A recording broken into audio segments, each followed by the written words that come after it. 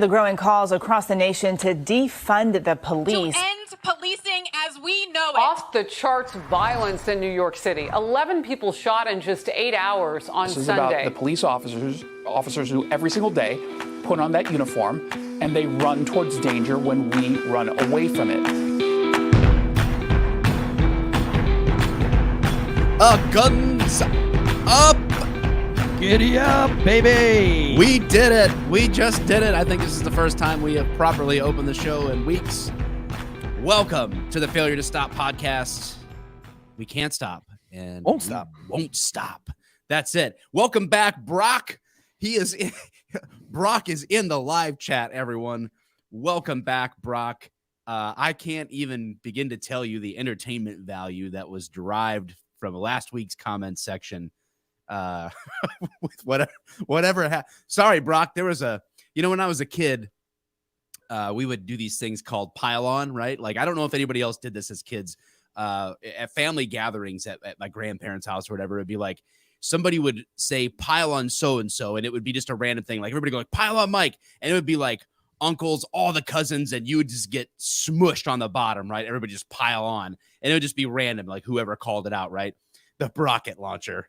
And everyone just whatever it was that Brock said, which I honestly at this point, like, people think I care a lot and I really just don't. I don't even remember what Brock said to elicit it, but it was freaking awesome.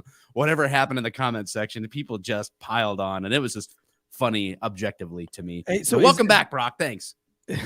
Somebody came up to me at the game that I was at this week, and they said, "What? Yay Sports? What game were you at?" Oh, I was at App State. Got to charge the field. Marked is out Appalachian State? Is that in West Virginia? Where is that? No, that is in Boone, North Carolina. And the police department there is amazing. I got to meet a lot of cool cops, but it's ranked one of like the top party schools for tailgating. I've never been to, of all the tailgates we've done with Tailgate Legends, this has by far been my favorite. Just absolutely incredible. The atmosphere, the people, the friendliness. It was insane. It's something, if nice. You haven't been to an App State game, you got to go. But somebody there I have not. saw. I plan on never going. Somebody saw the Drinking Bros tent. I will be there exactly 0 times. You should go. It's really nice. But they came over and they were like, I want a Brock. And at first I didn't get it. I was like, what? And this dude was like, I want a Brock. He was like, I'm a firefighter from Ohio. And I was like, I don't understand. And he was like, I want a Brock, baby. And I was like, oh, the Brock no thing. way. Jesus. Man, it translated from our show to that weekend being used in real English. Brock-a-doodle-doo. Oh my God, stop it. This is so good. And for those of you guys, we recognize, and we've said this before, we recognize that the vast majority of people who listen to our show, who hear the content of the show, are doing just that. They are listening. They're hearing it. They aren't watching it, but we are live every Friday at 11 on my YouTube channel or my Facebook page. And we usually have a few hundred folks in the comments. And it's just a fun time. It's obviously we're recording the show. We just do it live, that way. If you want to tune in and watch it, you can. If you have, YouTube's on your Fire TV or your Roku or whatever, and you want to watch the show and watch the comments back, there's an entertainment value to that. So you're invited to do so. And we appreciate all of you guys every week in and week out, the Wolfpack, listening to the show, telling people about the show, sharing it with your squad mates, and just being supporters of the show. If you've gotten a shirt, if you've gotten a mug, if you've done a rating, if you've written a review, thank you. You are continuing to help keep the show afloat and growing. If you've supported one of our sponsors, all that good stuff. So, hey, thank you to all of you. Sincerely, thank you. And do we have some reviews to throw up here, Andy? D Natcher 3, dynamic duo. Tansey is empathetic and creative, and Mike the Cop is humorous and concise. Love this former cop duo. Thanks for keeping it real every Friday. Yeah, you're the tender one, Tansey. Tender Tansey, as we've always called you. Tender Tansey. Grinder Tansey. The Grinder Tansey. I've never heard that. Who else we got? A Thurgurguthi, the username that I just butchered. 5 stars. Great show. Tansey will give a serious breakdown, and Mike will swoop in and make it light. Okay.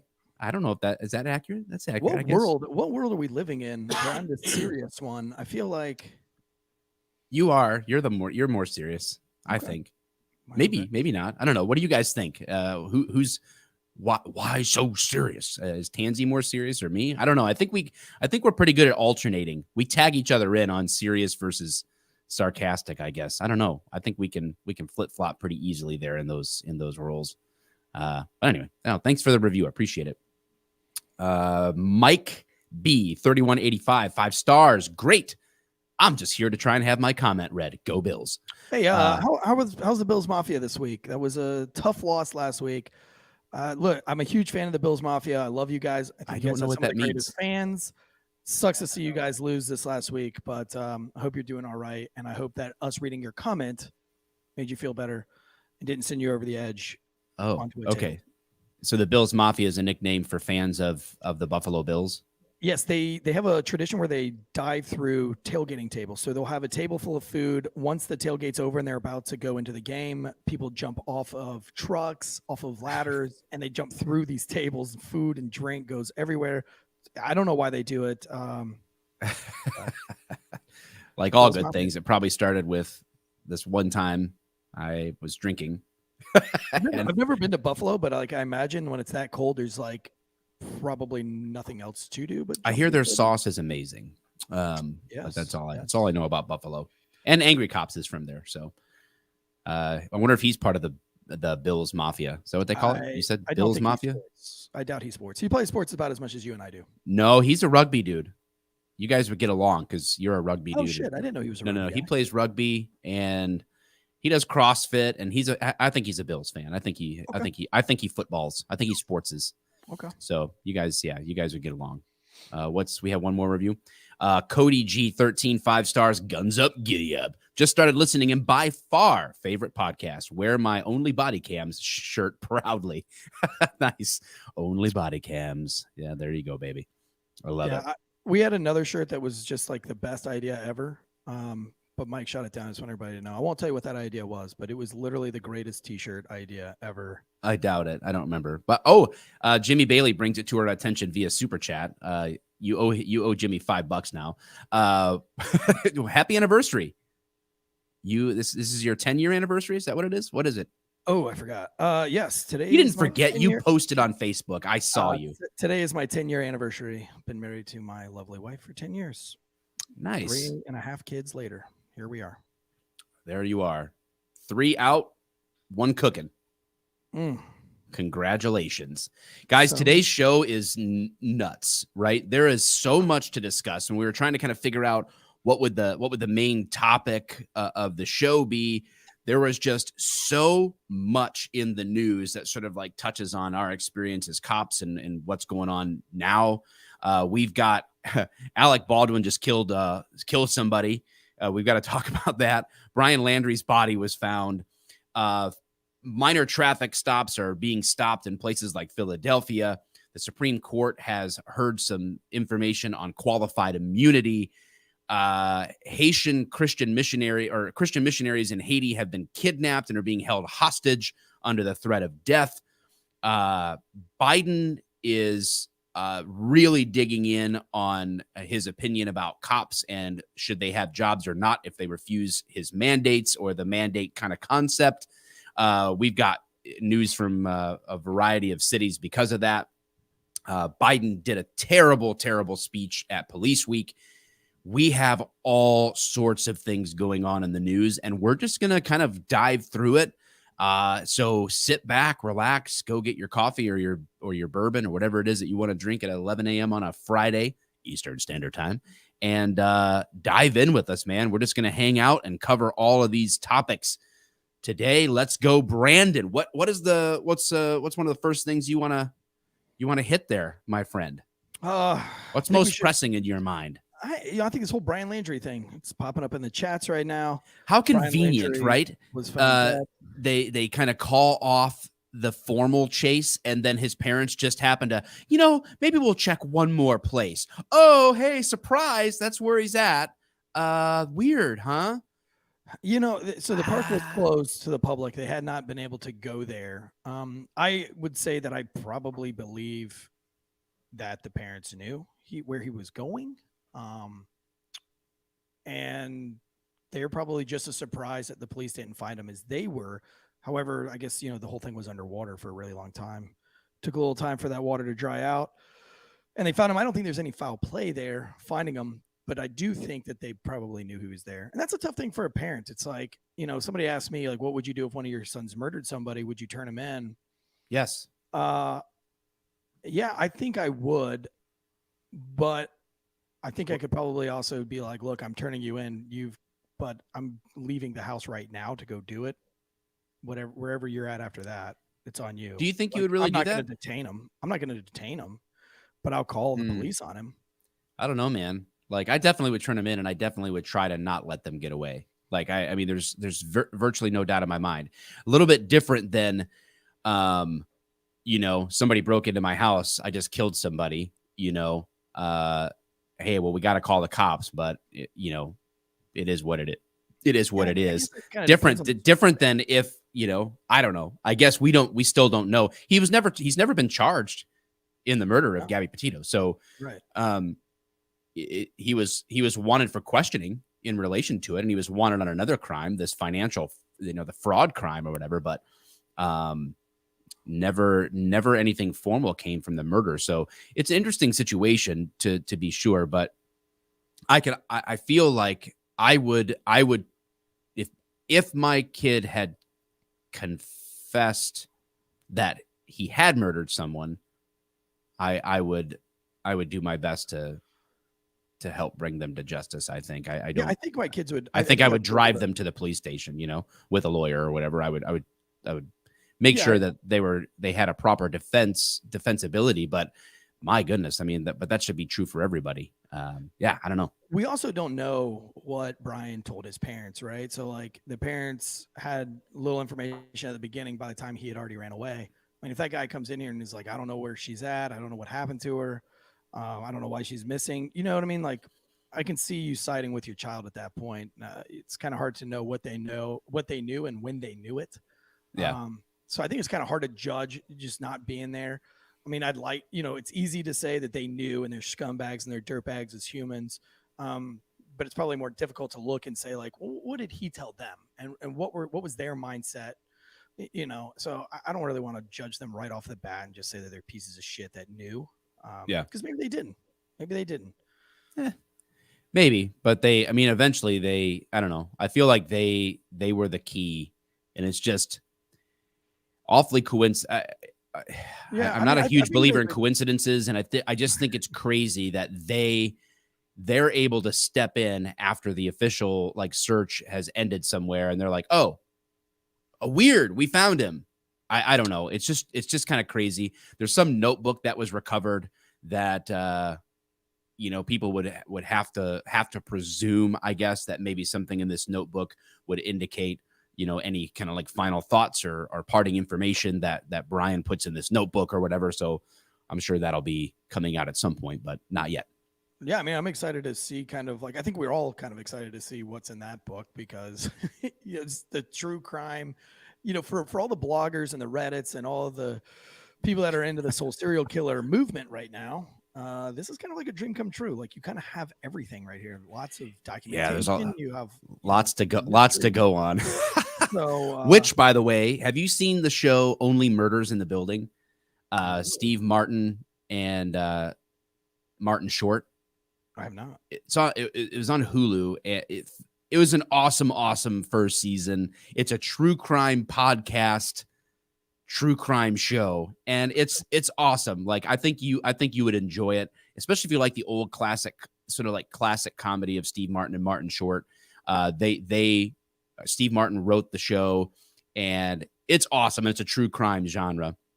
So check it out if you haven't checked it out yet. Watch it. That it was pretty cool. And speaking of true crime, it just popped into my head. Somebody in the comments had made a funny. They said they're going to label Brian Laundrie's death as COVID related, just like Colin Powell, who happened to have cancer and be ancient. He died of COVID this week, and not the cancer that was riddled in his body or at an old age. Right. It's funny how fast that got politicized on both sides. Like Fox and CNN spent no time going after that guy hard. I mean, just let him die, let him go. It doesn't have to be an agenda about it, but they went hard on Colin Powell, and and then I was listening to another news media outlet that just wanted to clear up. Went harder on Colin Powell than Liberace on the back of George Michael if he had the chance. Yeah. Somebody in the comments says, "Dear Diary, it was not a good idea to drive across the country in a van with a girlfriend." I agree. I agree. They always say that, like, if you have a new girlfriend, the best way to know if it's love or not is to take a long road trip. Maybe not that long. Maybe a long road trip is like, maybe 4 hours out, 4 hours back, maybe like an overnight thing. But well, that's the whole accelerating the relationship thing, right? That's an old Seinfeld thing where he goes on a weekend trip with somebody. He's like, that's like X number of dates, like all condensed into one weekend. Really advances the relationship. But yeah, maybe that Dear Diary, whatever date, killed girlfriend, found a Chick-fil-A. All in all, not a bad day. What does this diary say? This is, the mind of Brian Laundrie, if there's anything actually in there. Who knows? I mean, I'm excited for it. I think it's going to make a great movie. When this all gets settled 10 years from now, it's going to be a great movie. They got a lot to go on. We'll be able to recreate the whole thing. We'll be able to watch it with our kids and say, I remember when Dog the Bounty Hunter failed. Who do you think, who plays Dog the Bounty Hunter in that movie 10 years from now? Hopefully you or me. Ooh. Yeah, I can see you with that mullet. Like I can see you with like a big blonde mullet, getting all tanned up, right? Yeah. Okay.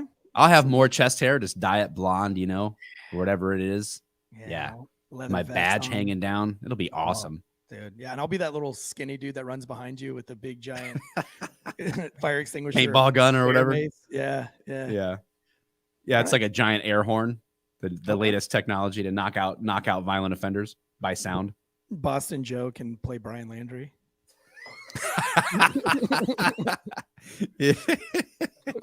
That's funny. Oh my gosh. All right.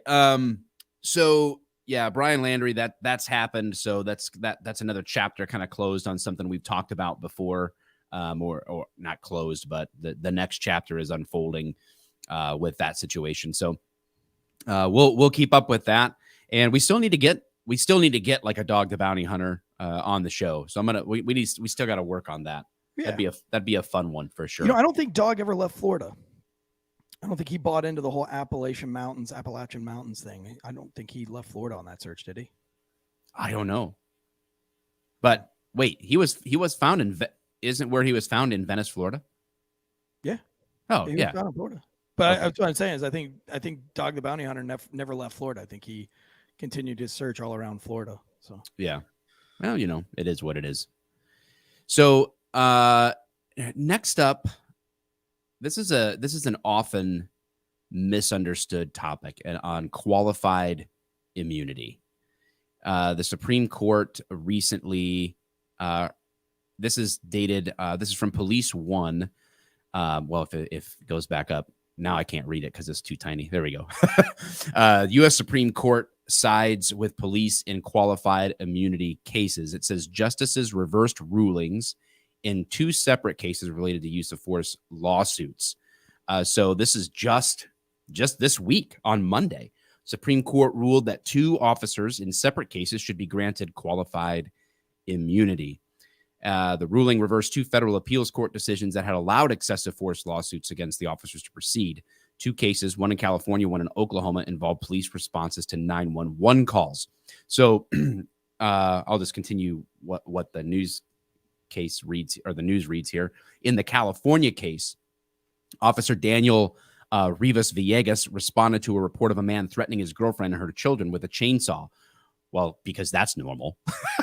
Oh my gosh. Like, you know what's funny is like just nothing surprises you. You could be sitting in the patrol car and be like, officers start heading to whatever boyfriend is threatening girlfriend and son with a chainsaw. And I would be like, oh, that makes sense. Like at this point in my life, I'd be like, okay. At that point, like my question would be like, did he get the chainsaw started? Did he get it started? Because every time I need my chainsaw, it takes me like a half hour to get the fucking thing going. You'd be like, oh, we got some time. Those things never work. They got to get that 2-stroke in there first. The officer confronted the suspect, placing his knee on the suspect's back for 8 seconds, while another officer placed the suspect under arrest. An appeals court ruled that the officer wasn't entitled to qualified immunity because, quote, existing precedent put him on notice that his conduct constituted excessive force. Oh my gosh. The Supreme Court thankfully overturned that decision, ruling that the precedent was too different for Rivas Villegas to have received fair notice that his actions were excessive force.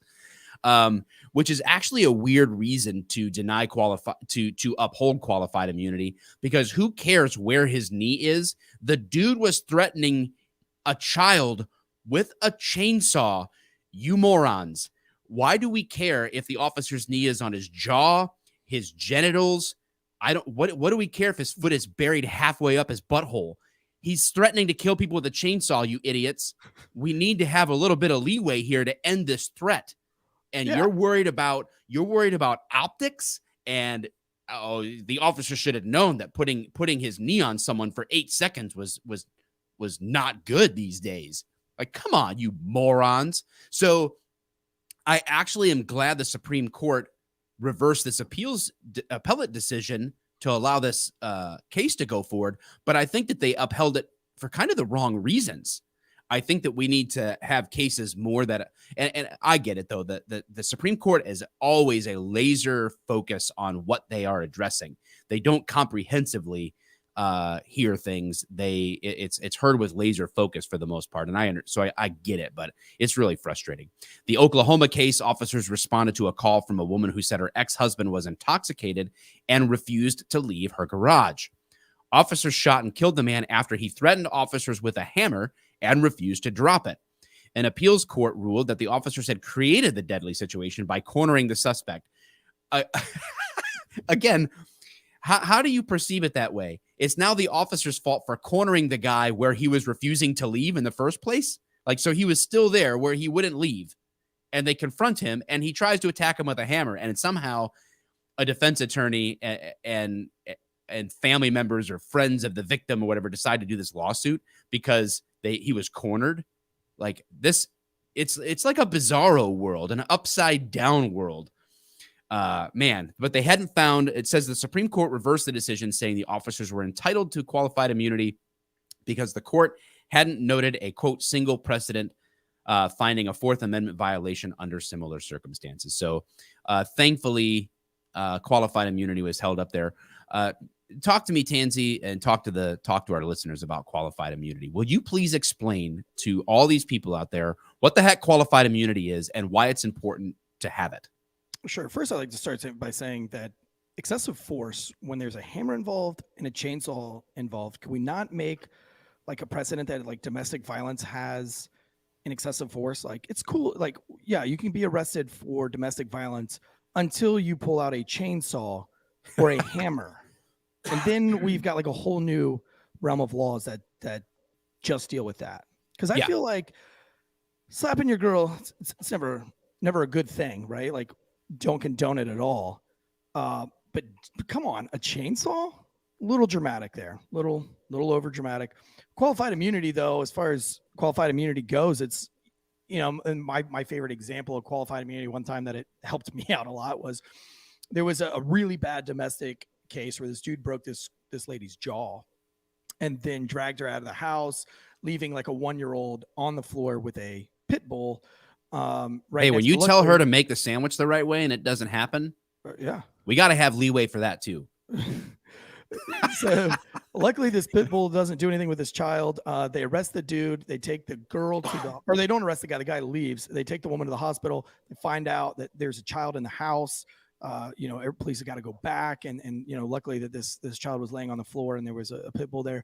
And the suspect was last seen going in a certain direction. And so some detectives had got up on the case and they were looking for the guy, and they had a good suspect description, which was white shirt, blue jeans, long dreads, about 6'4" and heavy set. And so a few hours later, I get a call. Detectives are like, "Hey man, we're sitting outside of the food line and we've got this suspect and we think we got him.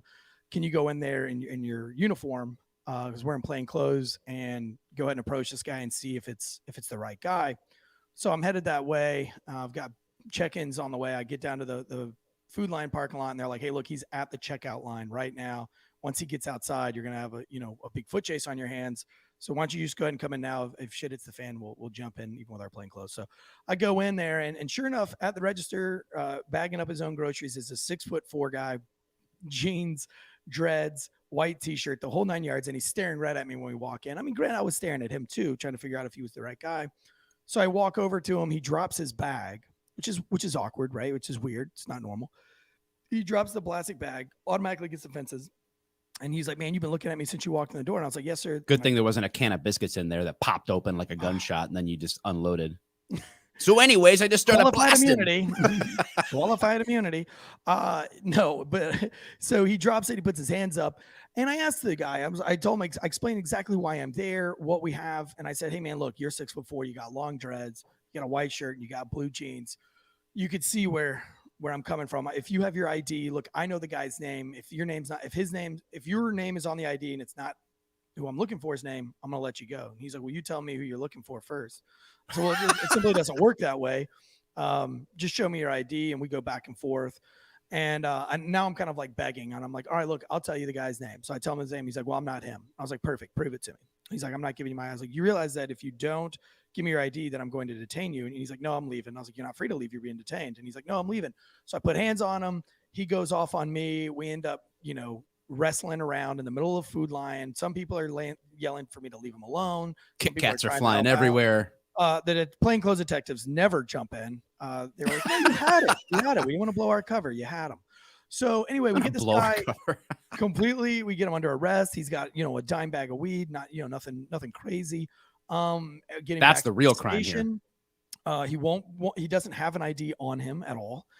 We get him to the station. It takes about 30-45 minutes to figure out who he is with all the information that he finally decides to give us, and it's not the guy we're looking for.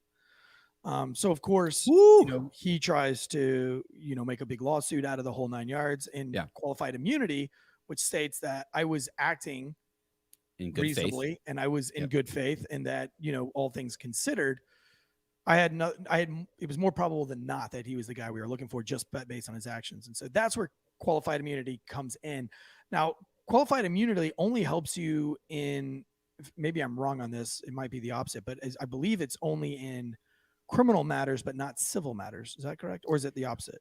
Well, it's the opposite. They're related. Qualified immunity can help you even in a civil lawsuit, right? Like criminally, if you break the law, you lose qualified immunity anyway.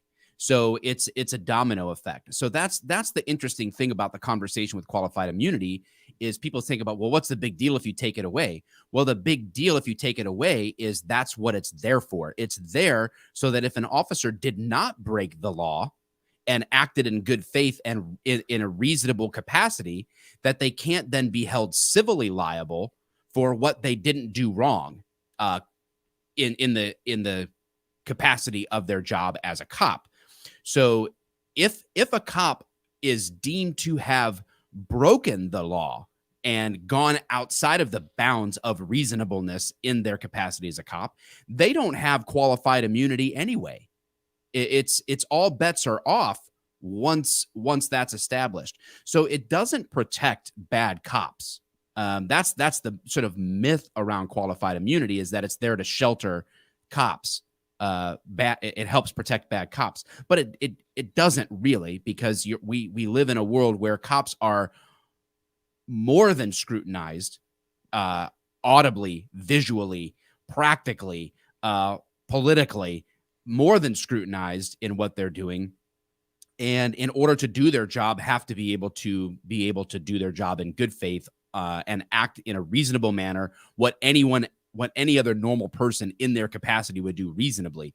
If they're acting that way, it protects them from losing their life savings, because the law and the department says they acted reasonably and within the bounds of the law, but the family or the person, the victim, the whoever decides, well, that's not good enough for me. I still want to sue them for everything that they're worth. And all of a sudden, they're getting sued civilly, and they have no protection. They have no coverage. They have no, it could ruin a person civilly for something that it was deemed not wrong in the capacity on the legal side of things. So that's part of the qualified immunity thing. Someone else in the comments had said, like, I always compare it to, well, what would happen to a citizen doing the same thing? The problem is that's not a one-to-one comparison. It's not the same, because a citizen isn't acting in the capacity of a law enforcement officer, right? There's two different things. Someone who is not under oath or not sworn to enforce laws in a particular thing does not have the duty to act on certain things, or that responsibility. If you don't have that, then qualified immunity isn't the same thing, and isn't a one-for-one comparison, because one person has one job in one capacity and one person does not.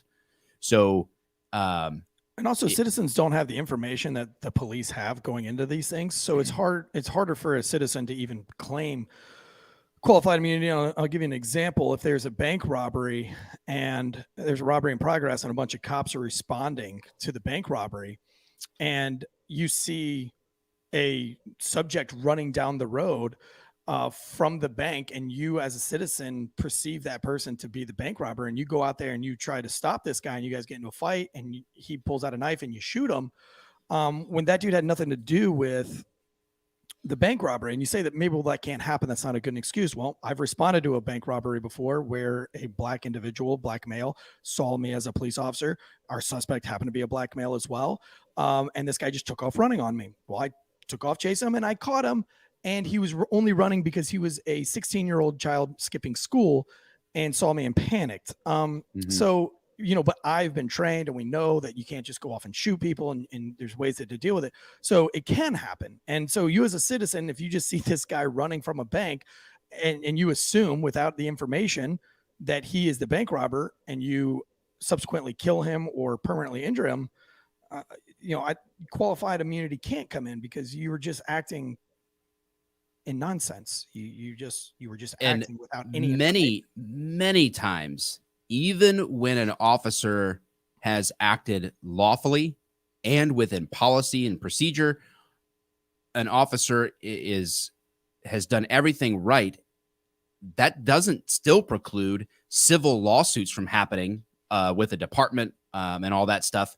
And cities and departments, the cities that back them, or the jurisdictions that they're located in, often settle with people to not fight lawsuits. And there's all sorts of things that happen, like in the background, or you have insurance that covers you for these things.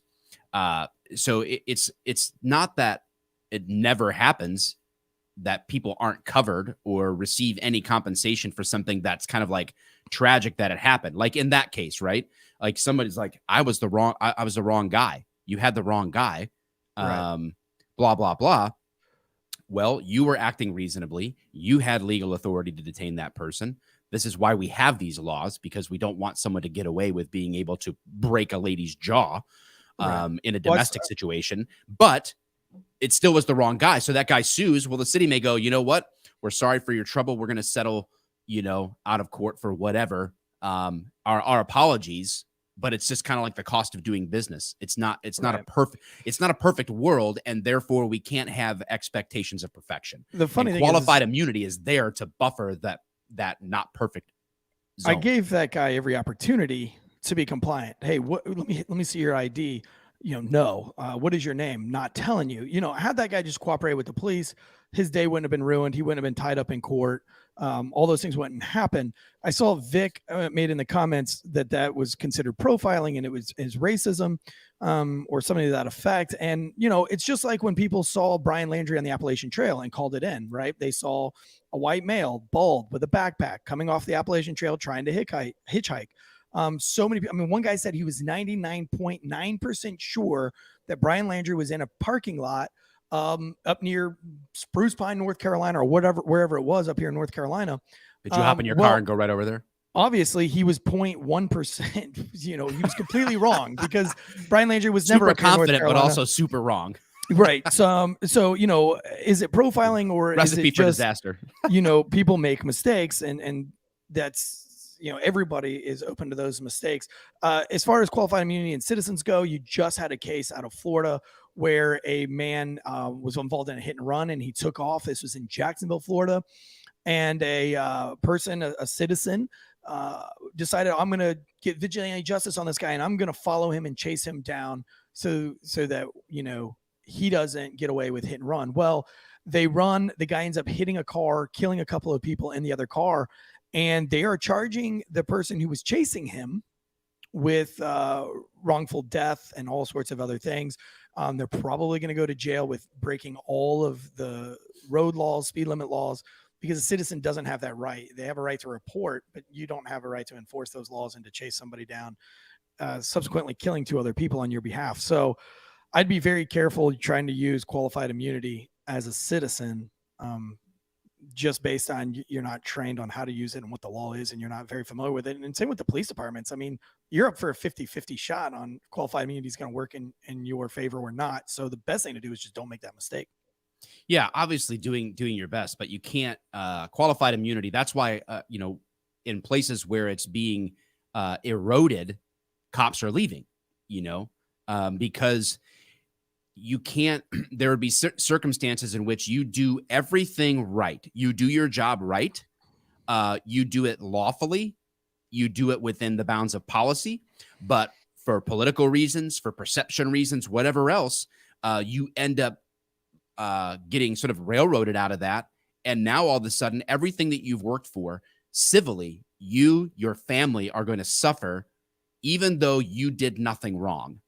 And it's there to prevent that from happening. It's there so that cops have confidence that as long as I am acting reasonably in the course of my job, I don't have to fear losing my entire livelihood or my generations of livelihood for my family by doing the right thing.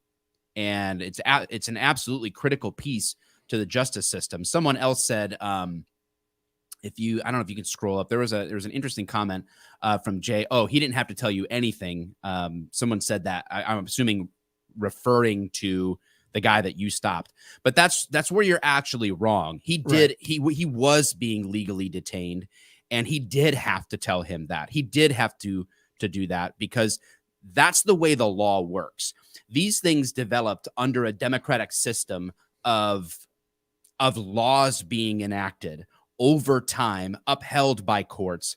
And that's different than just some sweeping decision from a police department or from a cop that says, I'm just going to stop anybody that I want. You know what?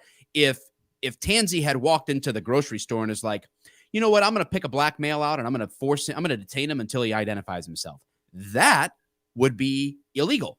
That would be wrong. That would be somebody who doesn't have to say a word to you, doesn't have to show you any identification, doesn't have to provide a reason for being where he's at in that case.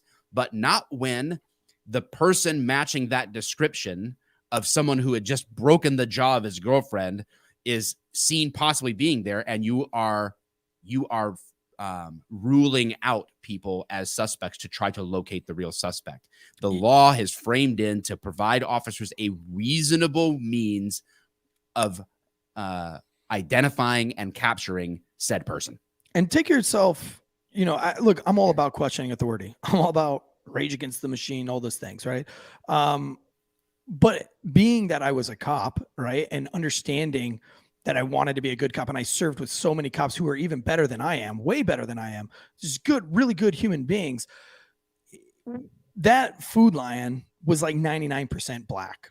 Like there wasn't any, there isn't that many white people in that area where I worked. So for me to just randomly go in and you know, I'm already down like 15 to 20 reports a day. So it's not like you're just walking into, cops aren't just walking into Food Lions like, man, I'm bored. Let me start some shit. Let me just start some shit right now. Look, homeboy, come over here. You're big as fuck. Let me pick the biggest guy in Food Lion to fuck with right now. Like nobody's doing that. Like if I was really doing that, I would pick like the shortest 5'9" guy. Matter of fact, if I was a cowardly cop or a scared cop, which those exist too, you're going to go in there and be like, well, that guy looks like he's the bad guy, because they don't want the 6'4" to be the bad guy, because they don't want to get their ass whooped. So, I mean, it's very unlikely that cops are just going in there and trying to start shit with these big, you know, folks. And, you know, I started off with an open hand of kindness. I said, sir, listen, I've got an incident down the street.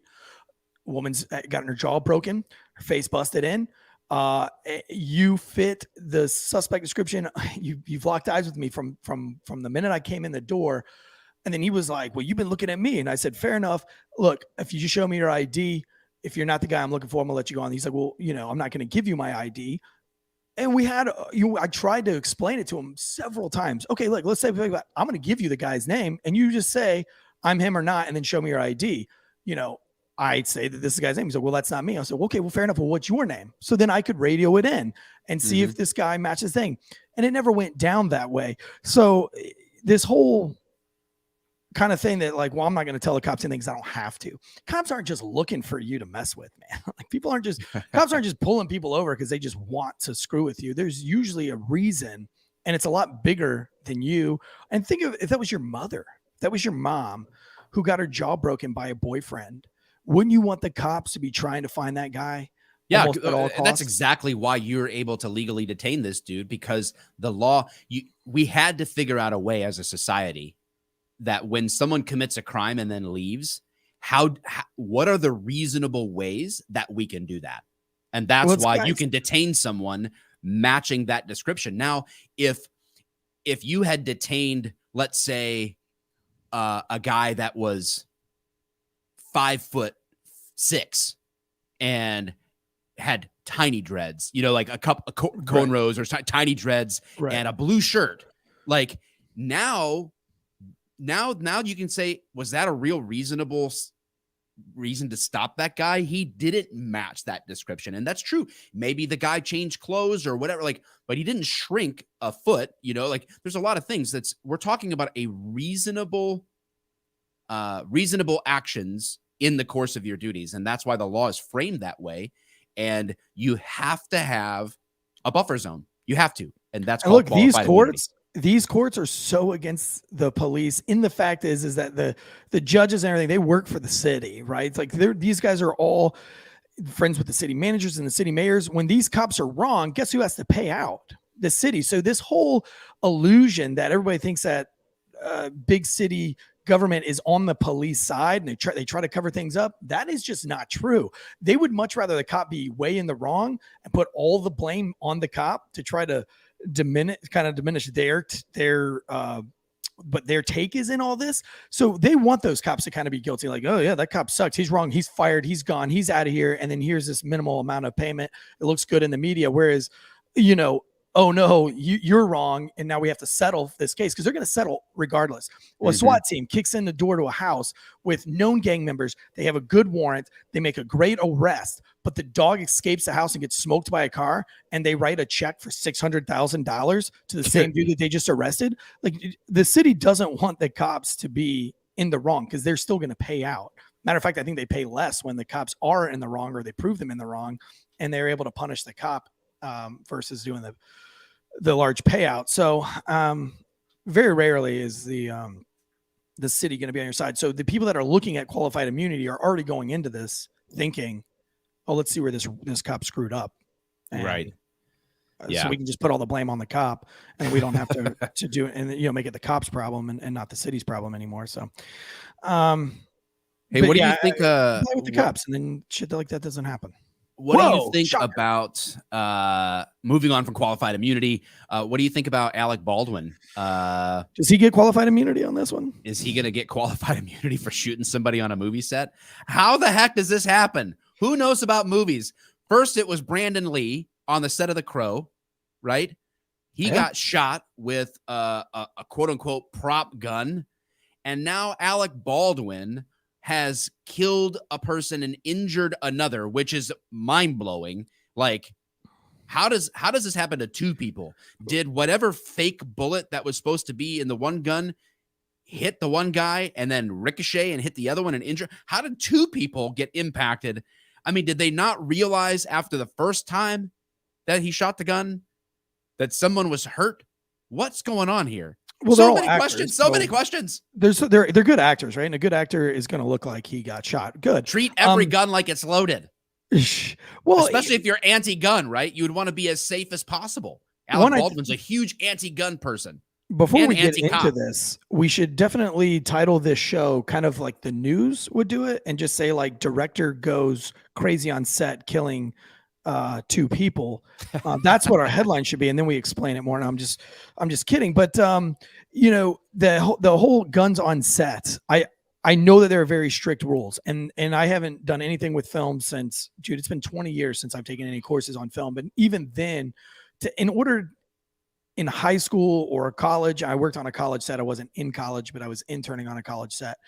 To even have a gun near the set, a fake gun near the set. I mean, the paperwork had to be done.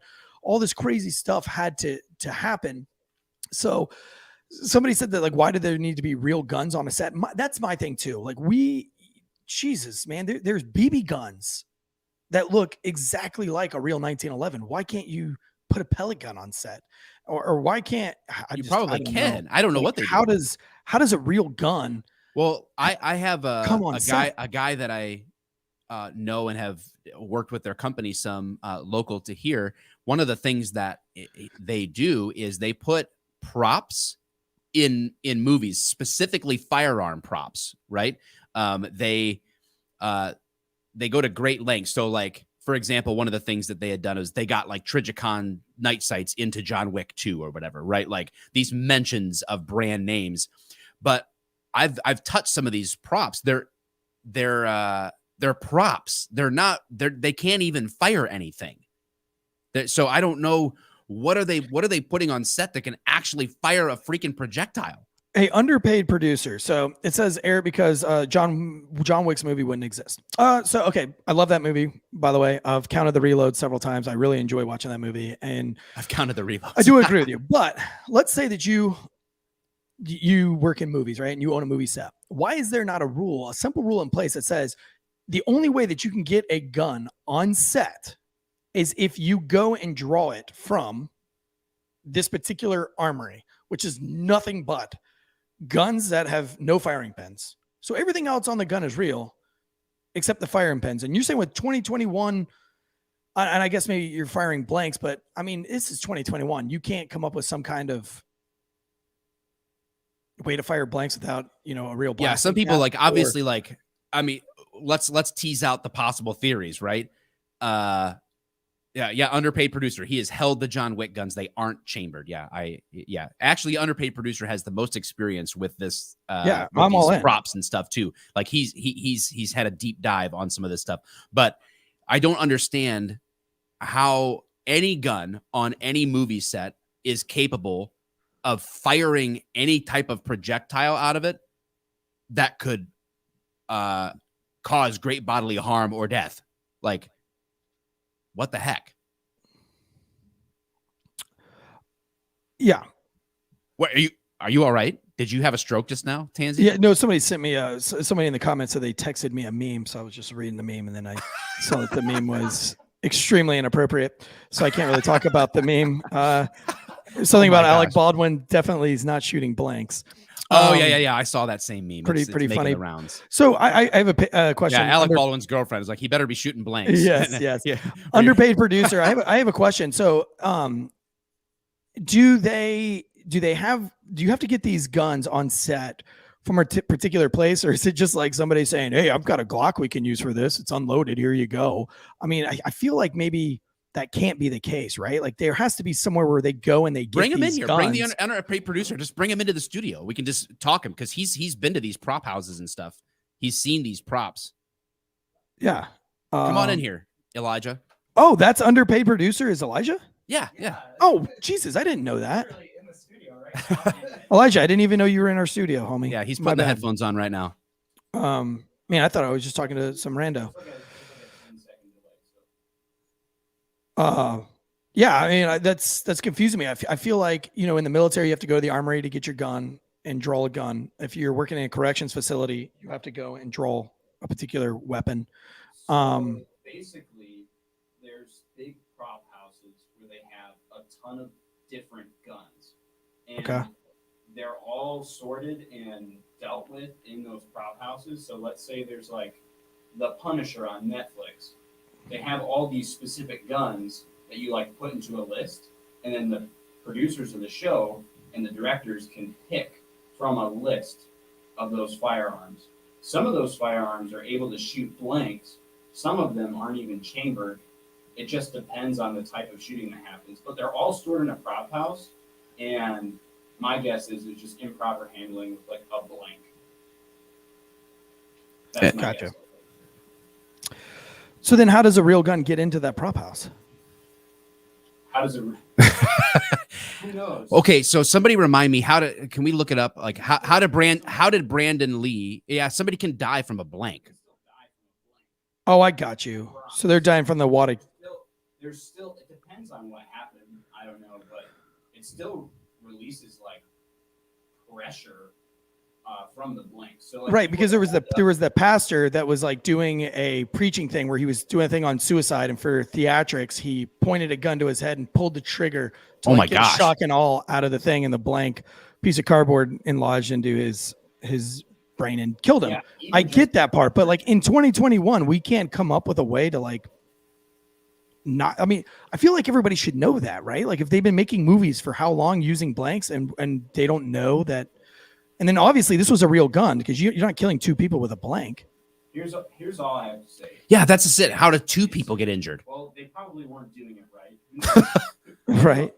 But Alec Baldwin was probably like, "Look, I'm a bad cop. I just shoot everybody." Oh shit. Times you forget to replace the toilet paper in the bathroom and you take a shit and you're stuck. That's a weird analogy. They probably just didn't use the right firearm and weren't paying attention. Yeah, but it's just nuts. How does a real firearm get anywhere near? I don't know. I'm curious what will shake out, but it is not lost on me anyway how severely Alec Baldwin has criticized cops and shootings and said, like, I wonder what it's like to willfully kill someone or to wrongfully kill someone, and then he just did it. This is a weird one. I'm excited to see how this plays out. I'm excited to kind of hear the news on this. That just seems really fishy. Although you're saying, Andy. Brandon Lee was an actual revolver. Like that, it got mixed up for his. I don't think, does he not have a microphone? Dummy rounds in a real revolver. Improper. Interesting. Yeah. So they probably just switched out the wrong thing, or it had like both on set and messed it up. Whew. Okay. Whatever. Well, that seems like a huge mess up. Can you repeat that for the crowd? Because I don't think anybody could hear what he just said for like the last 10 seconds. What? Who said? Andy. Or I don't know. Him and Elijah were using the same mic. Oh, I don't know. I couldn't hear anything on my headphones on my end. I didn't hear any of that. Interesting case. Interesting. Are you case. not hearing Andy when he's talking? No. Oh, he's not hearing you. I don't know. Did you hear Elijah? Nope.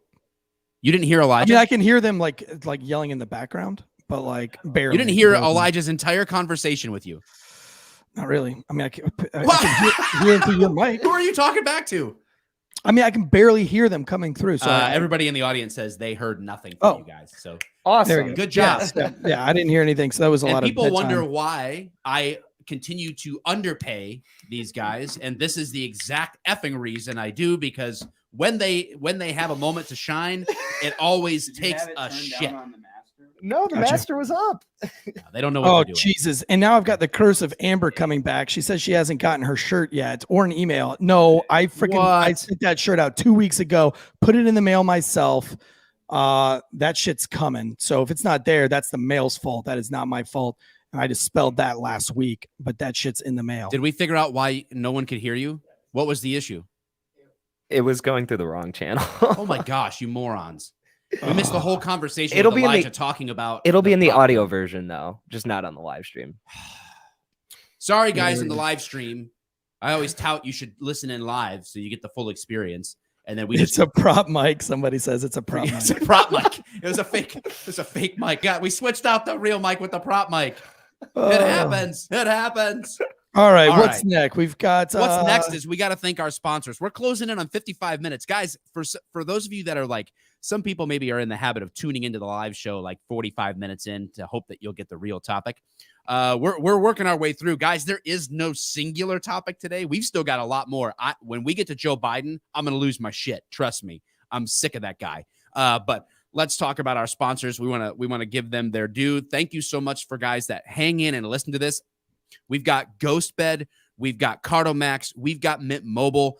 Please and thank you if you support any of our sponsors at any time as listeners to the show. The Wolfpack, we thank you. You help keep the show going. So go for it. What do we got here? Well, as everybody knows, we do love Ghostbed. I say it every show, and it's because I mean it. Why do I love them? Because one, they support our show. It's hard to get sponsors to support a show as edgy as ours is. I know that's crazy saying that a show all about pro police is an edgy show, but that's where we're at in these times. So thank you to Ghostbed. They were our first sponsor, and they are a loyal sponsor, not only to us, but the entire Drinking Bros network, and they have been for over 5 years now. So all their mattresses have 20-year warranties. You can try them out for 101 nights, not 98, not 99, but 101. If you don't like them, you can send them back. No hard feelings. One of our favorite parts about Ghostbed is that each mattress has cooling technology in it, so that if you get hot at night, like we do here in Texas in the summer, you can get cool on the cooling mattress. So although it's hot, you can stay cool while staying hard is what I say. Ghostbed also offers bundles, so you can get everything you need. You don't even have to really think about it. Just choose from their 4 mattresses and then pick your bundle. So whether you just need a mattress and a frame or you want it all, I want it all. And I want it all. I want it now. But yeah, if you want it all, like their cooling pillows and sheets, you can get the best bang for your buck. Also, all Ghost Beds are made in the good old USA. 16 weeks, you still can't get that right. Right now, Ghostbed is offering a flash sale. 40% off Ghostbed bundles where you get the mattress and the adjustable base. 30% off of everything if you use that code Drinkin' Bros. DRINKIN Bros at ghostbed.com/Drinkin' Bros. $35 a month if you have Lazaro Lopez credit. I saw him in the chats today. 0 down, 0% financing. Ghostbed.com/Drinkin' Bros. It's the Halloween season, and this is Sleep So Good. It's scary.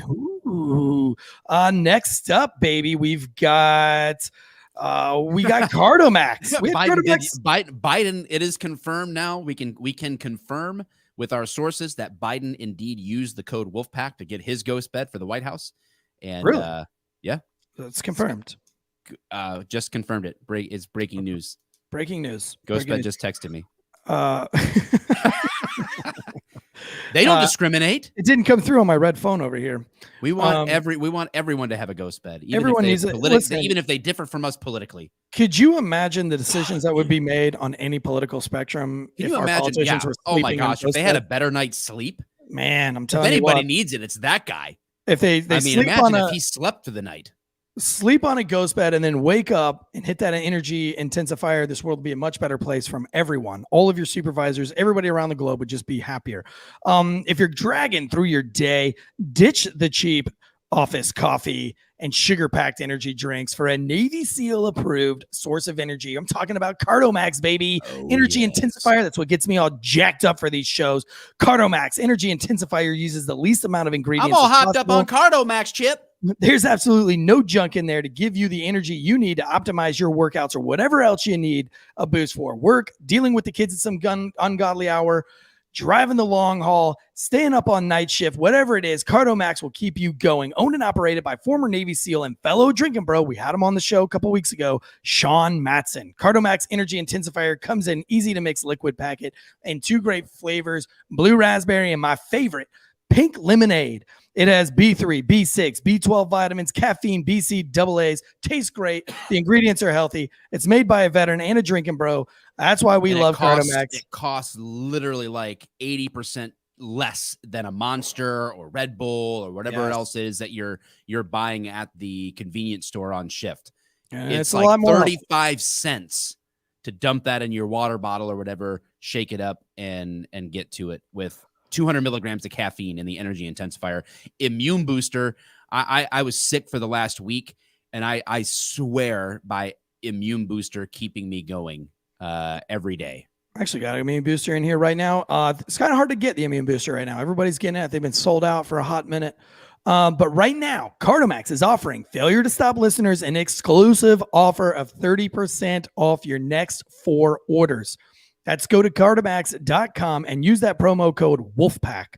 That is cardomax.com. Use the promo code WOLFPACK and you will get 30% off your next 4 orders. That's cardomax.com, helping you achieve your max. All right, guys, almost done. Lastly, we've got Mint Mobile, and then we're going to dive into some crazy stuff. Look, Mint Mobile saved my booty. Yeah, this week really saved my butt. Tansey texts me from another number from the middle of nowhere and is like, is this, I had like some cryptic message from you that was like, I'm in the mountains, I have no signal. And then all of a sudden I start getting texts from another number. And you're like, hey, this is my Mint Mobile number. And you were able to call, talk, everything from the middle of nowhere on your Mint Mobile and whatever else, whatever your normal thing is. Verizon's what I, and this is not a made up story. This is like literally like real stuff. This is a real deal. This has really happened. Normally I'm on Verizon until we got sponsored by Mint Mobile. They sent me a phone. They sent me the little the phone plan, and I haven't turned on. I mean, turned on the phone a little bit. Actually, because I was at the game in Boone, none of my storyboard on Drinkin' Bros Sports made it to the storyboard because I didn't have any service. So when I got home, I immediately put Instagram, Facebook, all my social media on the Mint Mobile because I never lost service on Mint Mobile. So now I'm like bought into this whole Mint Mobile thing on a personal level because it really works. After years of fine print contracts and getting ripped off by the big wireless providers, we've learned, if anything, that there's always a catch. So when I first heard that Mint Mobile offers premium wireless service starting at just $15 a month, I thought, what's the catch? But after speaking with them and using their service, it all made sense. There isn't one. Mint Mobile's secret sauce is that they are the first company to sell wireless services online only. So by cutting out retail stores, there's no crazy overhead costs that get passed down to you from the mystery fees. Instead, Mint just passes on the sweet savings. It's the future direct. It really is, man. We don't need these pop-up stores anymore, especially when it comes to something as easy as mobile phones, because we're dealing with all the stuff online anyway, like all your helps, everything's online anyway. So for people looking for an extra savings, Mint Mobile offers premium wireless for just $15 a month. All plans come with unlimited talk and text, high-speed data delivered on the nation's largest 5G network. Use your own phone with any Mint Mobile plan and keep your same phone number along with all your existing contacts. And if you're not 100% satisfied, Mint Mobile has you covered with their 7-day money-back guarantee. Switch to Mint Mobile and get premium wireless services starting at just $15 a month. To get this plan for just $15 a month and get the plan shipped to your door for free, go to mintmobile.com/wolfpack. That's mintmobile.com/wolfpack. Dude, $15 a month. You know, so many times I talk to cops and they want a burner phone. You should get Amber an account because you owe her. You stole her shirt. You didn't send a shirt. That's a lie. Yeah. Well, so you need to get Amber Mint Mobile. Look, the thing is you're going to gripe at us right now. Wait till right, Christmas. Amber? Wait till Christmas. You guys aren't going to get shit in the mail for Christmas.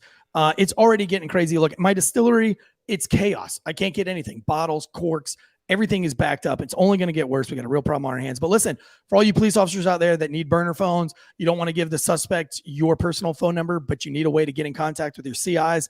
This is a great plan, especially if you've got a department that's cheap and doesn't want to pay for your burner phone on their dime. This is $15 a month, unlimited. Have a separate family from the one that you currently live with. Mint Mobile is your solution. Get a hold of your other girlfriends. Thing, Rick, we've been Rickrolled in the comments, by the way, by Rick Astley. He's in the comments. So he's never going to give us up, even though he hates our ad reads being all at once in the middle of our show. He hates it. He's Rickrolling us. We could spread them out so that the people who are listening to it can't fast forward it, but that would be tricksy. And since 90%, we tell you we're going to do our ad reads. You don't want to listen to them, move on. It's free. It's a free country. All right, let's get back into this news. I got some exciting stuff to talk about. I know that we're going to go ham on the whole Biden thing. Oh, we're going to go ham. But before we do that, let's hit up this Haitian gang leader that's kidnapped, what is it, 17 missionaries right now? Yeah, 17. From Ohio? Is that from what you Ohio, said? They're from Ohio Christians. Marley. Yeah, which is funny. It's really hard to find out what and who was kidnapped. You have to really do some diving on there, but it looks like how is this not a massive story when 17 American missionaries are basically being held hostage like 90 miles off our coast, or however, it's not that far. It's further than 90 miles, right? Cuba's 90 miles, but how far is Haiti and the Dominican? I'm not sure. Yeah, mileage. and I think the reason why they probably put that way down on the list is, as it's being reported, where I found out who they were and where they're from, but said that these are families who have been kidnapped are from Amish, Mennonite, and other conservative Anabaptist communities in Ohio, Michigan, Wisconsin, Tennessee, Pennsylvania, Oregon, and Ontario, and Canada. Oh, so right around here from me. The families have been identified by their name and said, God has given our loved ones the unique opportunity to live out our Lord's command to love your enemies. This is wild because it's not really blowing up on mainstream media. I mean, I think this is a big deal. Probably, 17 Americans are being held hostage in Haiti. How do we not send in Navy SEALs to obliterate whoever is doing this? Well, rest assured that there will be a shirt as soon as this all comes to an end. The leader of this Haitian gang says, I swear by thunder that if I don't get what I'm asking for, I will put a bullet in the heads of these Americans. I swear by thunder. Well, you're about to get clapped by lightning, bitch, because as soon as our boys get on shore, thunder doesn't hurt, but lightning does. You know what? I hope that they take that prop gun that Alec Baldwin had and they take it to Haiti. Or the SEALs get there and it's accidentally a prop gun and not a real gun. They go to clap him and they're like, bang, and nothing happens. Like, damn what it. A crazy switched twist, out like their guns on Alec Baldwin. Somebody switched out the Navy SEALs weapon with Alec Baldwin's gun. We've uncovered a conspiracy. Now we have 17 Christians and 6 Navy SEALs. Why do you think that is? Well, I mean, this is all conjecture, but why is this not just dominating the headlines? Why? That's a big of me deal, right? Isn't it a big deal? Am I the only one that thinks 17 Americans who went for a good cause to Haiti to help that are kidnapped and being threatened to be killed if the ransom? They're literally a ransom for this. They're being held hostage, and this isn't dominating our headlines. Why? Someone give me a common sense thread of thought as to why it's not dominating the headlines. Being that I'm powered by optimism, I would like to think that maybe it's not getting the attention that it should is because they don't want follow-on. They want to keep this kind of little hush-hush. If they have to pay these guys out, I mean, since when do we pay terrorists? Look, I hate to get political, but right now, do we leave $80 billion of equipment in other countries? That's weird. I just checked Biden's approval rating this morning, and he is down to 28% on the on his approval ratings, where he was up in the 50% at the beginning of this whole thing. And that's with the and the poll that I go off of is the people who are not Republican and not Democrat, so people who on the more neutral side. So his approval rating there is I think at 28% as of today, which is very low. Having a lot of problems in this administration, and this is another problem that they don't need. This is, we've already had the debacle in Afghanistan. Now we've got this debacle in Haiti, which is not necessarily. Haiti's in the news too for the immense 60,000+ are expected this month of Haitians alone hitting the borders. of Texas. Right. So this is what happens when you have weak leadership. There. People start to take advantage of weak leadership. They start to see the chinks in the armor. Everybody's going to start trying to take advantage of this. I don't think this is going to be an oncoming thing going forward, in my opinion. I think that a lot of countries are seeing that we're very vulnerable right now. And some of these third world countries are going to go ahead and take advantage of that because they've got the support of China. They've got the support of Russia. And everybody's just kind of, when you see somebody down on the ground, it's easier to get in on the kicking. And right now we're the ones that are on the ground and we're the ones that are getting kicked right now. So, but my prayers go out to these missionaries, man. It could be anybody. I don't care if it was a missionary or anything. I mean, 17 Americans being held hostage in another country. I mean, it's a terrible thing. What was it, Rambo 5, where he goes to Burma? It's one of my favorite Rambos. I don't know. You didn't see that one? I've only seen Rambos 1 through 3. Dude, you need to go watch that one. The Missionaries. Oh, it's a good one. It's a good one. All right. Oh, it's really good. I think it's the best one. That one and First Blood. We're the best. Nice. Well, it sucks because, I am a Christian. I mean this is connected to my faith. All cards being on the table, but I mean, what sucks about this is just feel kind of like pretty powerless, helpless, right? Like all we can do is try to draw attention that it's going on, and hope that somewhere someone with the ability to actually go bring a resolution to this is willing to do it.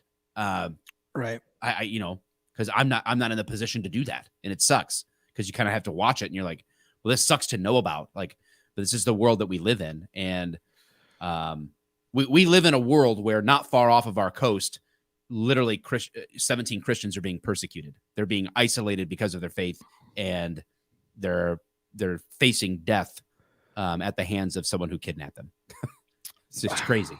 And you look at a place like Haiti. I guess there's a lot of places to hide, but you've got 400 gang members. I don't know, man. I feel like we're going to get I think this is every Navy SEAL's got a hard on right now. Every operation team. I don't who gets this operation. Is it Delta? Is it the SEALs? I don't know. I'm guessing it's probably going to be the SEALs. At least they're the ones that will take credit for it. But either way, I don't give a shit who kills them. I think this guy who swears by thunder is about to get clapped by lightning. I sure hope so, man. I hope it hurts, to be honest with you. whatever happens to him.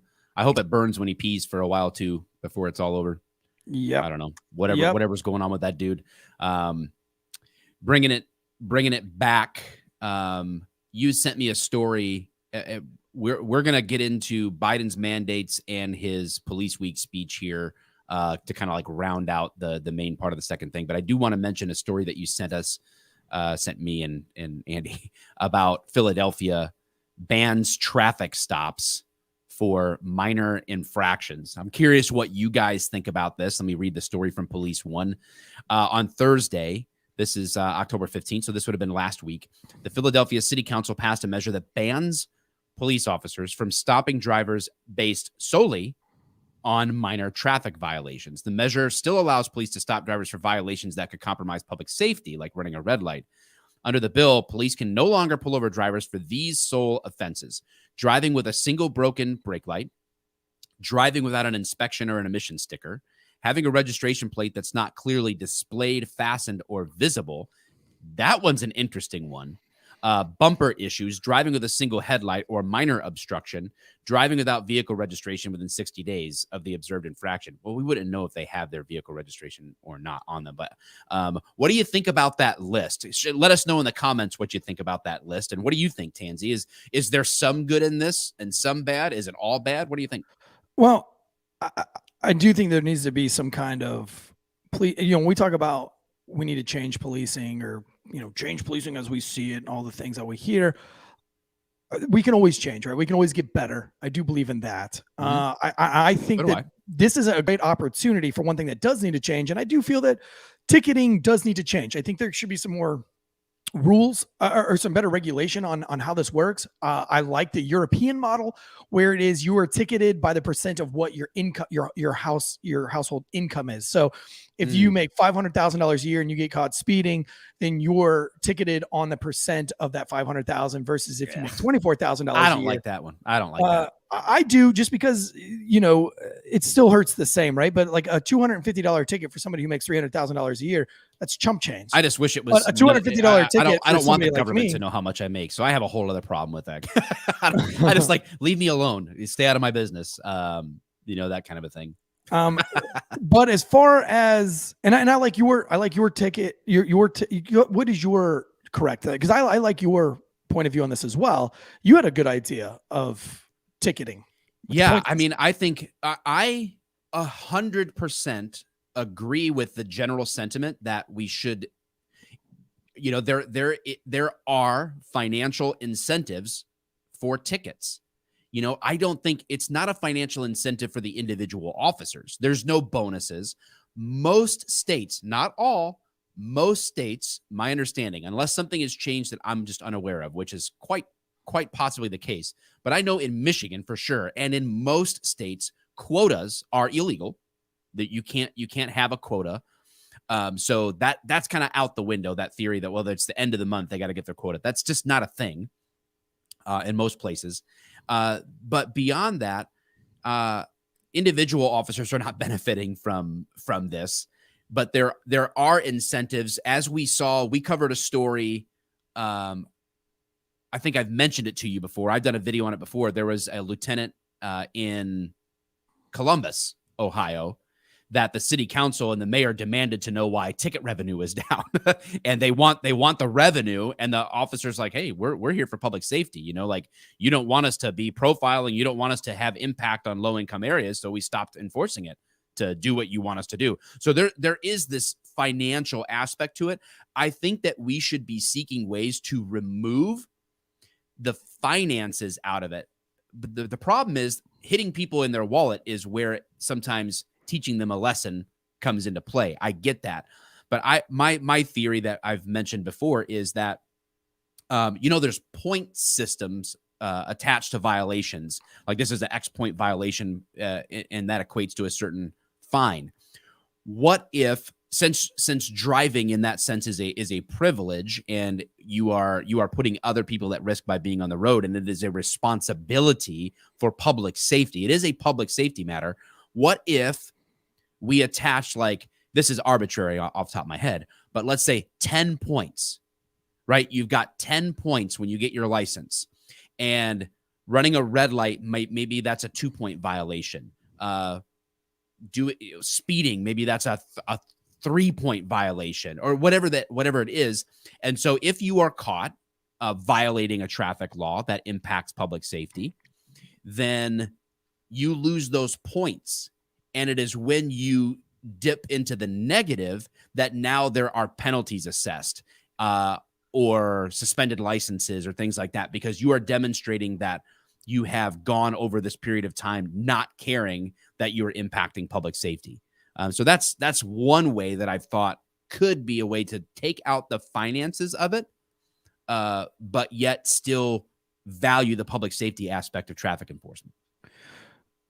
So, and I love that idea, and I think that's a great idea. I'd want more than 10 points, though. Well, whatever. I'm just kidding. I'm just kidding. But kind of what I have a problem with this whole law in Philadelphia is that this is all stemming around racism, and that traffic stops, and especially these types of traffic stops, somehow correlate or coincide with profiling and racism and those things. Well, it definitely has to do with poverty, and if you go to the inner city or the part of the city that doesn't make a lot of money, you definitely see way more of these exact crimes, if you will, taking place, like broken taillights, broken headlights, bumper issues, all these things where if you go to the nicer side of town, they don't have those issues. So I understand, like, that's why they put the points on there. But the other thing is like, instead of just saying, well, okay, well, now you can just free for all and do whatever you want, why wouldn't we just say, like, what can we do in the community what incentives can we do to get these things fixed so we're not driving around with safety hazards? Like bumper issue. Nobody wants to drive down the highway and have the car in front of you's bumper rip off, and then it drags up underneath your car, jacking up your nice car.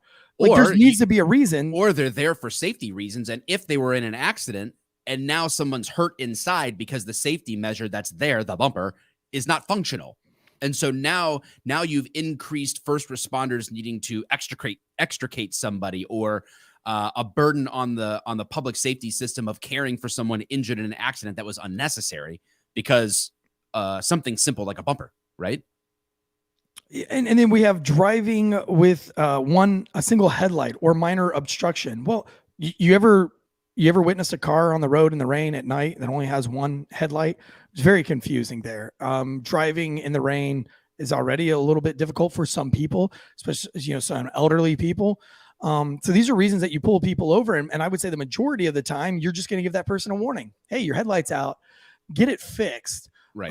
And I understand, like, if they wanted to say that you can't ticket them or that you shouldn't ticket them for these offenses, and maybe that'll help, but you should at least be able to pull them over and let them know that they don't have a headlight. Because sometimes you don't know. If you drive your car all the time, how do you know that you got a headlight out? Especially if you're in a well-lit area most of the time of your life and you don't live in a rural area. And then what happens? Like, you can't notice. You pull them over and you get their ID and they're wanted for a violent crime. Well, now they got a free pass. And this is a lot of times where people are going to be driving in these circumstances. The one that freaks me out about this list is having a registration plate, so your license plate, that's not clearly displayed, fastened, or visible. I don't know if they mean a placard, like your actual, like the sticker that you put on your plate, because if they mean no plate at all, it says registration plate, but they might not mean that. I don't know, because if they say no plate, that is definitely a reason to pull a car over, because if your shit gets stolen, you probably want, I mean, if they're ditching the plate and driving it like they stole it, you might want the cops to intervene in that. We'll get, sometimes in Raleigh, they'll have 11 stolen cars a day. So we're always looking for stolen cars, constantly looking for stolen cars. The problem is that everybody drives a red Honda Civic or everybody drives a white Toyota Corolla. When you're looking for a stolen car, you see how many cars of that particular brand and color there are on the road. It's like if there's a white Corolla stolen, like every fucking car on the road happens to be a white Corolla. It's absurd. So the only way to do this is by registration plate and running tags to see which car is not stolen. Well, guess what? If I steal a car, guess what the first thing to do is get rid of that license plate so the cop can't tell if it's stolen or not. And now if you're in Philadelphia, that's okay. I can't even pull you over for suspicion because you don't have a tag on your car. Yeah, and that would be my question is what happens if there is a stolen car and a car doesn't have a license plate, but it matches the description? Are you then allowed to pull it over? I would hope so. All this does is create a wider berth for criminals and doesn't help the public. This does not improve the public safety of the roadways. It's going to not accomplish what they think it's going to. Like, yeah, I like what you said, Eric. Like, why not change it to where you can make a stop for that, but maybe you don't issue a citation, which they already have these things. Like in Michigan, they're called fix-it tickets. Like if you pull over somebody with a broken brake light, well, I'm not a cop anymore, but like at the time, you can't write a citation that forces them to pay a fine for a broken brake light. What you can do is you issue that ticket, and this is fix it. So you have like, let's say 14 days to come show proof to any officer that you have fixed the problem. They sign the ticket and it gets dropped off at the court. It's done. It's a fix-it ticket. So the point is not to fine. The point is, hey, let's make sure your brake lights are working. So when you need to use your brakes, people behind you have no excuse to not see them. You know, it's a functional safety feature of the vehicle for public good. So I just think that they're doing some of the right things for really the wrong reasons, and it is not going to accomplish what they hope it does. So what is that? Goddess of Kratos says that we have a great plate recognition software around the city here in California. It doesn't need plates to identify cars. We have, I have a plate recognition software, which was a license plate registration. It was a license plate reader And so anytime I drove by a car, it would take a picture of the license plate in front of me, and it would let me know if the person that owns the car it's pinging for is stolen wanted or cars. stolen. Yeah, it mainly pings for stolen cars. If that license plate is not where it's supposed to be, and it's like up in the backseat window, my LPR would not pick that up. Right. So therefore you would pull them over and say, like, why is your license plate way up here? And the reason why we came up with the LPRs and the reason they gave it to me was because of the massive amount, again, like 11 a day of stolen cars in our area. And we're trying to get these cars back. I don't know how you could pick out a stolen car on just software. It's like, because like, let's say they steal a white Corolla. How can you identify which Corolla was stolen by radar unless there's a plate? There has to be some kind of plate or sticker on there. So I do know what the LPRs are, but I believe you do have to have a plate on there. And then even if they do in California, as long as they lay down on their stomach, you can't arrest them. You're not allowed to put, right. You're not allowed to put handcuffs on them if they're laying face down. So yeah, registration fees are raises. Start to finish. Well, Greg, if you got rid of maybe the registration fees are racist. I hate the registration fees. Obviously you should probably have to pay for the plate. I don't mind paying $35 for the plate, but it's the $150 or the $75. Oh my gosh. We're taxed so much on our vehicles. You got to pay taxes when you buy the new vehicle. You have to pay taxes if you sell that vehicle used, and whatever money you make, you got to pay taxes on that because that's money you made. Then the people buying your car have to pay taxes. I mean, and then you got the gas, and now the administration in their budget proposal is wanting to pursue the idea of a mileage tax. I mean, there's no doubt that our government has long since jumped the shark when it comes to fees and taxes and regulating us to death. And I agree with that 100%. I don't take issue with removing the financial burden on a lot of this traffic stuff. I am 100% in favor of taking that away. Is it going to happen? No, because the government loves to suck off your teats and get every little bit of dollars and cents that they can from you to retain their own power and position. APAC. So, I mean, that's a reality we're living in. But in as much as we can lobby and promote common sense in law enforcement, I think removing the financial burden from a lot of this stuff is wise. Jim B says it's not about traffic safety at all. It's about fewer traffic stops to get fewer OSIs. What's an OSI real quick? Anybody? I don't know. OSI, because we keep finding wanted. Incidents? Yeah, that could be it. Because we keep finding wanted or resisting subjects on minor traffic. I agree with you, Jim. I think that is it as well. Is that it's and I said this on the last show that we are empowering, and everything that they are doing right now with police reform is only to empower people to commit more crimes, because maybe that's what we want to see to push agendas. I think really what they're trying to do is get this agenda of gun control. And so we need more shootings to kind of step that number up so that we can then say, we got to get rid of guns. Reason being is like, why put a blue light on top of police cars so that everybody can see where the police are so that if they need them, they can go get them. We all know that that's bullshit, because when you need the cops, you can call them. We don't, like, nobody goes, oh, there's a cop, I need one, let me run to the blue light. No, that blue light is just there so that you don't get caught speeding, so that you can slow down when you see the beaming blue light, and then you can speed back up. It's so that the drug dealers can see the blue light. All these things are to make it easier to commit more crimes. Taking this opportunity away to pull cars over to even inform them, like, we're allowed to bring cops in off of the street to educate them on vaccine policies, but a cop can't stop somebody to inform them or educate them on the importance of why they should fix their bumper because it's dragging on the ground and it's going to hurt somebody, or it could fly off of the car and hit somebody. What if their tire is all wobbly? I mean, I know a woman that got killed because a tire came off of a truck and it rolled through a rest area and killed her getting out of her car to go to the bathroom at a rest area. So you're saying that, me as a police officer, I can't pull somebody over that has a wobbly wheel to inform them on the dangers of getting that fixed before it could kill somebody. It's these things are just for, you're right. I mean, it is literally so that crime can get higher and cops can do less.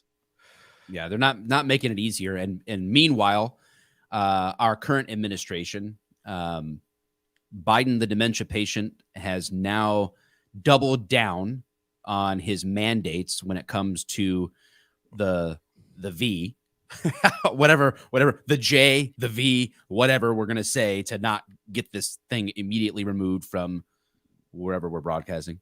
So this is all he says that officers should be fired. This is what should happen.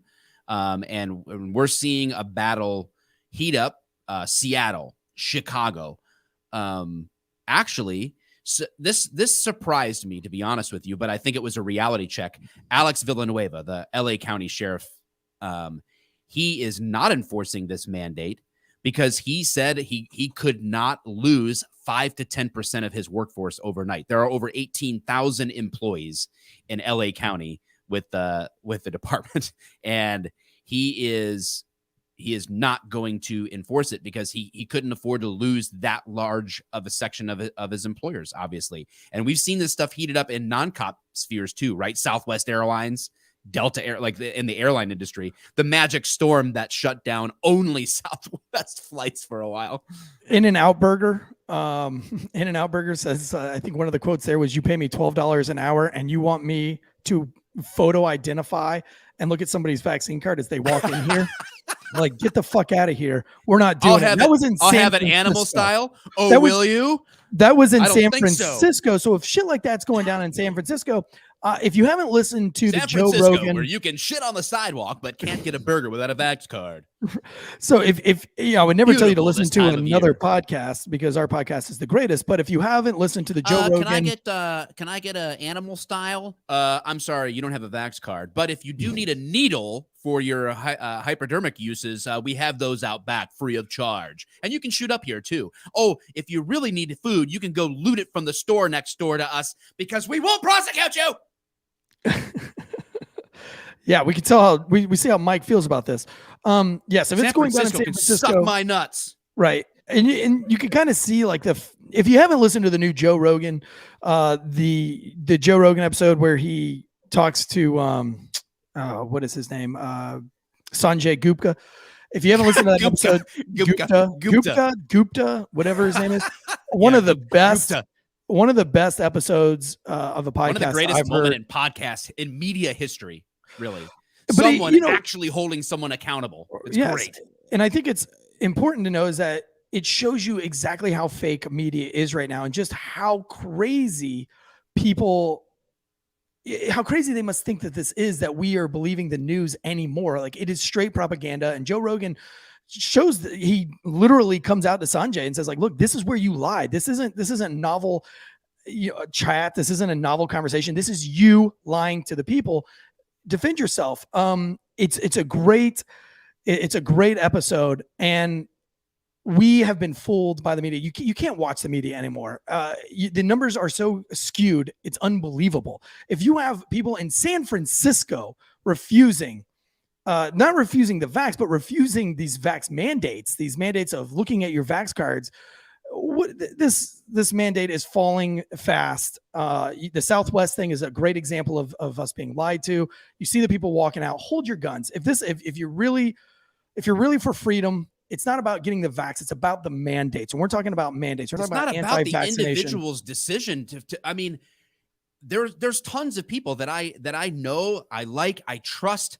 I find them to be intelligent human beings who have decided to get this for themselves. Like that, they made that decision, and that's great. I don't fault them for deciding this is something that I feel medically for me is a wise decision.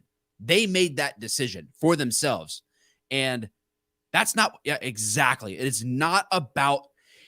This isn't about the V at all. This is about the mandate and why and how it infringes on personal freedom and privacy. I love it how he goes in. So CNN responded to the Sanjay Gupta, whatever his name is. They responded to it again, bashing Joe Rogan. Well, they doubled down on bashing Sanjay.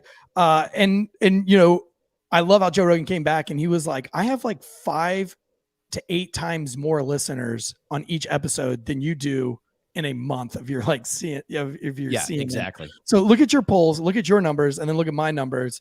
And it's because I'm telling the truth. It's because I'm being transparent, and you guys can't. I mean, he gets Sanjay to the point where Sanjay knows he's been caught in a lie, is it's 100% factual what Joe Rogan is saying, but Sanjay won't come out, and Joe Rogan is begging him, no, just say it. Just say you're wrong. Like, you're nodding that you're wrong. You've agreed that you're confused on the numbers, but you won't admit that you're wrong. And it's a wonderful episode. And if you haven't seen it, as far as like Raleigh Police Department, some guys from Raleigh, they have started a GoFundMe because they can't get the union to back them properly.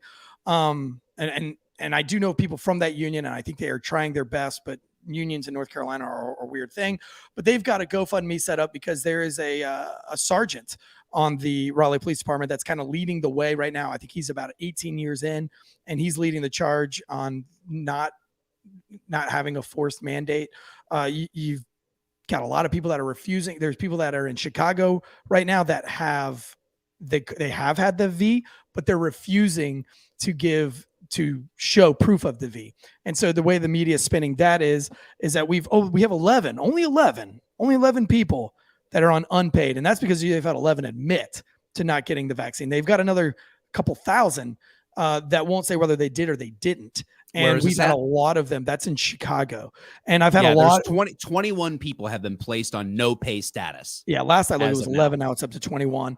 And those are the only ones that are, but there's thousands. But the FOP there is they're going hard, encouraging officers to not comply with the mandate. And there's been like this funny back and forth between, Indiana, the couple of senators in Indiana, one Republican, of course, one Democrat, saying, come on, like, come on over here. We need good, experienced officers. We're not going to force you into something that you don't want to do medically. So come on over, you know?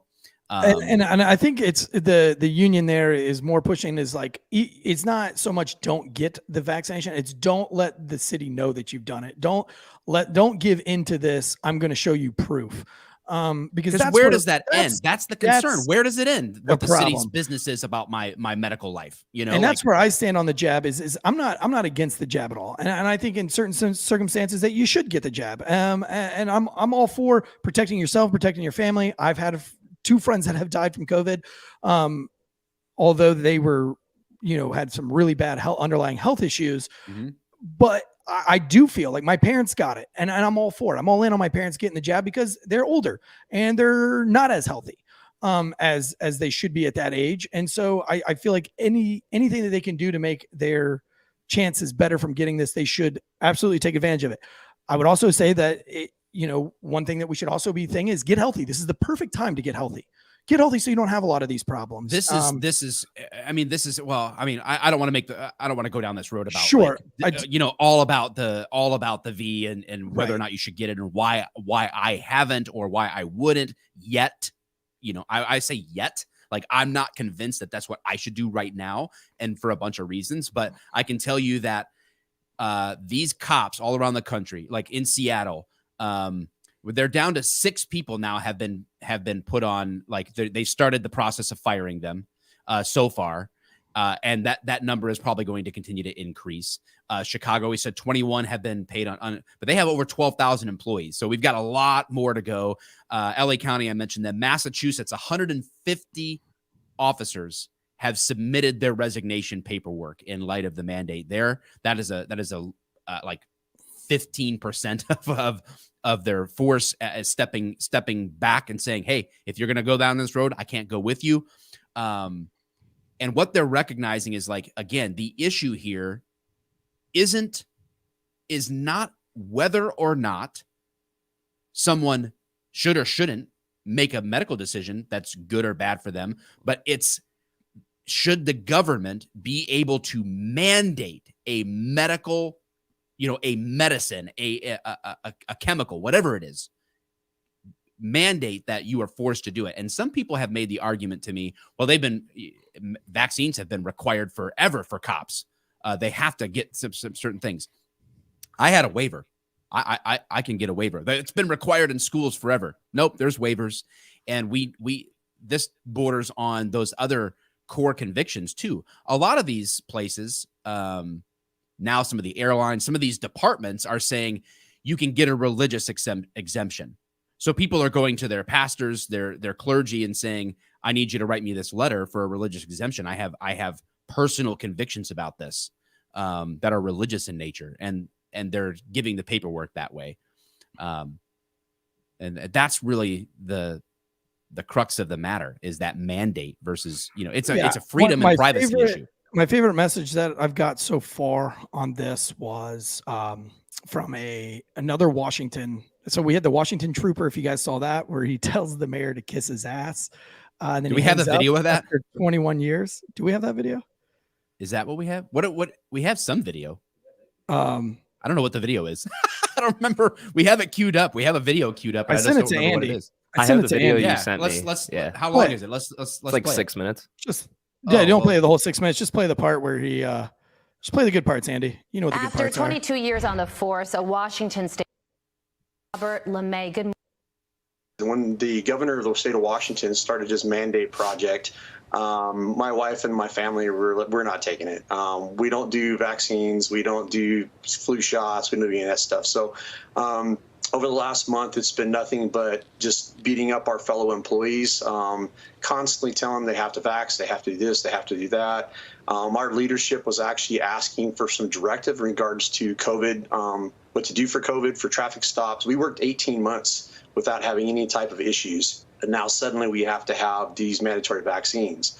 So that not taking the vaccine wasn't even a question. The process, how they did it, was ridiculous, and making people do this or you're losing your job was ridiculous. Yeah, you made your feelings on Governor Inslee very clear during your final call. And his vaccine mandate goes into effect today. Show proof of vaccine or essentially lose your job. So you said that it was not a question on whether or not you were going to get the vaccine. You weren't. Did you file for any sort of exemption?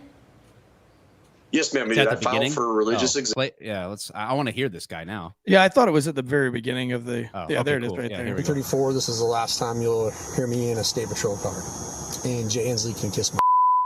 And then he drops the mic. Yeah, baby. This is the last time you'll hear me on a patrol car or patrol radio or whatever. And 22 years on, Governor can kiss my hanging ass. it up. So my favorite message. Wow, what a way to go out! Bravo, sir. Yes, I love that guy. Let's send him a shirt if we can reach out to him somehow. We'll send him Amber's shirt. But my favorite message that we've gotten so far is a guy from Washington as well, and it could have been this guy. I don't know. But we got a message and it said, "Hey, I actually got vaxxed at the beginning, before all the mandates and stuff. But right now they are refusing to put me on administrative leave, even though I'm refusing to show them proof because they knew I had gotten it. But I'm refusing to show them proof, and they're like, oh, well, you can just keep going. And so he's trying to figure out what to do there. So there is a real problem right now, and the news is not reporting it correctly. They can't be, because of the amount of messages that we get. Listen, my business partner, him and his wife are both E8s in the military. They're both on the special operations side of things. She just lost. She's on the reserve side at this point in her career. But she has a contract where she does intel with a SEAL team. And she just lost her contract. It was $75,000 every 3 months, I believe is what that contract is. She gave that up because she's refusing to get it. He is an active duty E8 special operator. He is been on one of America's most elite units for his entire career almost. He is getting fired come November. They're starting the process now, actually, because he's refusing to get it. There's other guys on his team that are refusing. Because they're super healthy and they're young and they're in the best shapes of their lives, and they already have antibodies because they've already had it. And of course, there's all these theories. Again, you really listen to that Joe Rogan episode. It's probably the most truthful and informing podcast that I've heard throughout the entire pandemic. It was the most transparent, so transparent that Sanjay is even getting lots of heat from CNN because he's basically just got caught on just almost all of the bullshits and he had no answers for it. And Biden has been on record saying that he does think cops should lose their jobs if they don't comply with this concept of mandates that he's a huge proponent of. And speaking of Biden and cops, sort of like round out the show, Police Week normally happens every year. Tyler says, "Come on, Mike, talk about Biden." We've been talking about him. This is his mandate, right? So we're talking about the whole. Before you jump into this too, Mike, I love the fact that and all the news that they're showing on the Biden coming out against police and saying that they should get fired is the picture that we all know is already fake, where they showed the picture of him sitting in the White House, but he's not really in a White House. He's in an auditorium with a green screen. Yeah. That is, we all know that picture is fake. We all know it. And they're still using it in the news to get this point across. It's unbelievable how terrible media has gotten. Oh, it's journalism. Who do you trust? Yeah, journalism is beyond dead. It's very difficult. It's very difficult to discern with more information available than ever in human history at one time at our fingertips. It is more difficult than ever to actually discern the truth because there's misinformation and misdirection and propaganda at every turn. It's nuts. But one thing that Biden cannot escape from is the full record of his speech at Police Week. So normally Police Week is in May.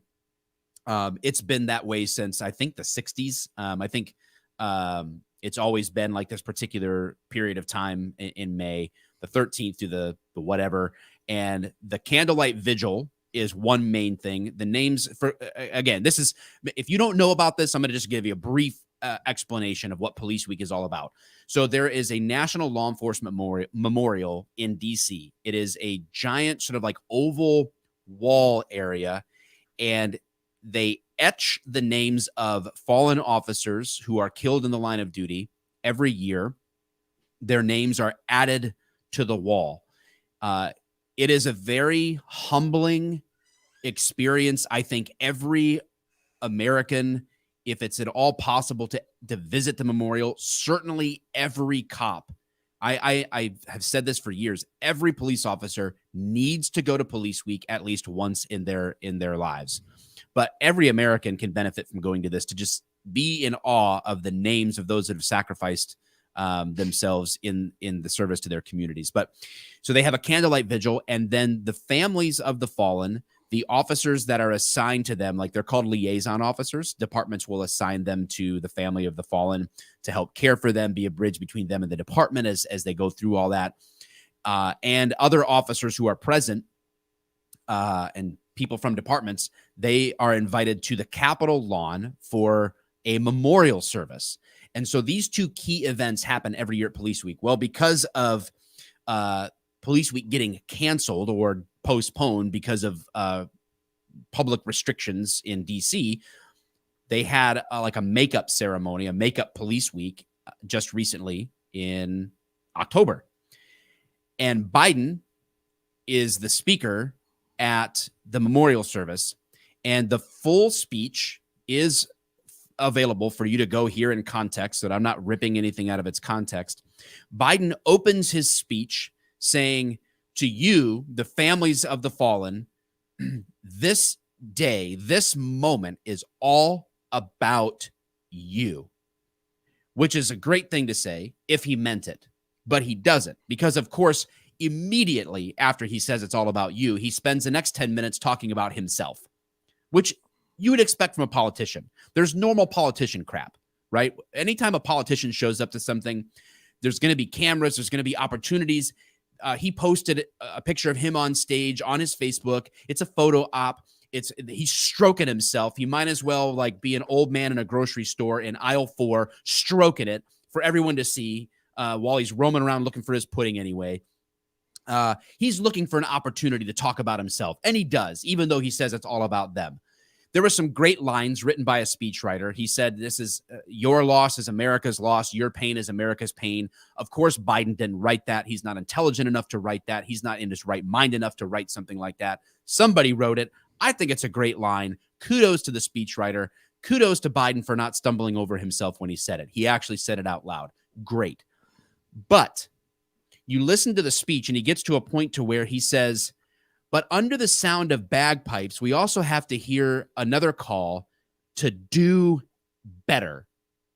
And I about blasted the computer screen when I heard him say that. I wanted to crawl out of my skin. I wanted to turn into whatever kind of beetle from Star Trek that could crawl into his brain and finish burrowing myself in there and destroy him from the inside out. I was so pissed off because I am the intended audience of that speech. I am connected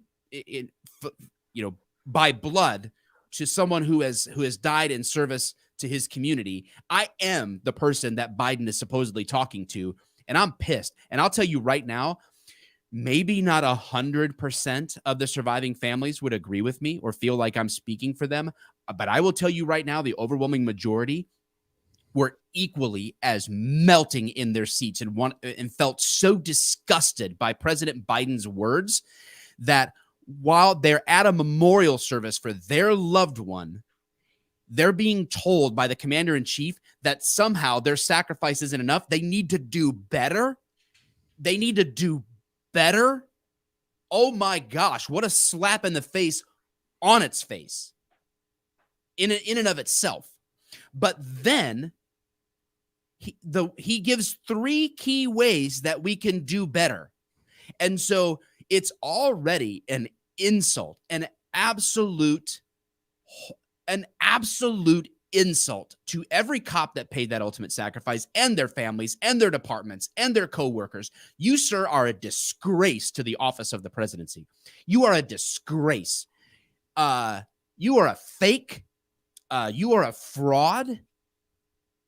I can't be any more disgusted with the display of your lack of character and integrity and consistency and your full hypocrisy on display at a memorial service for cops. You, sir, disappoint me.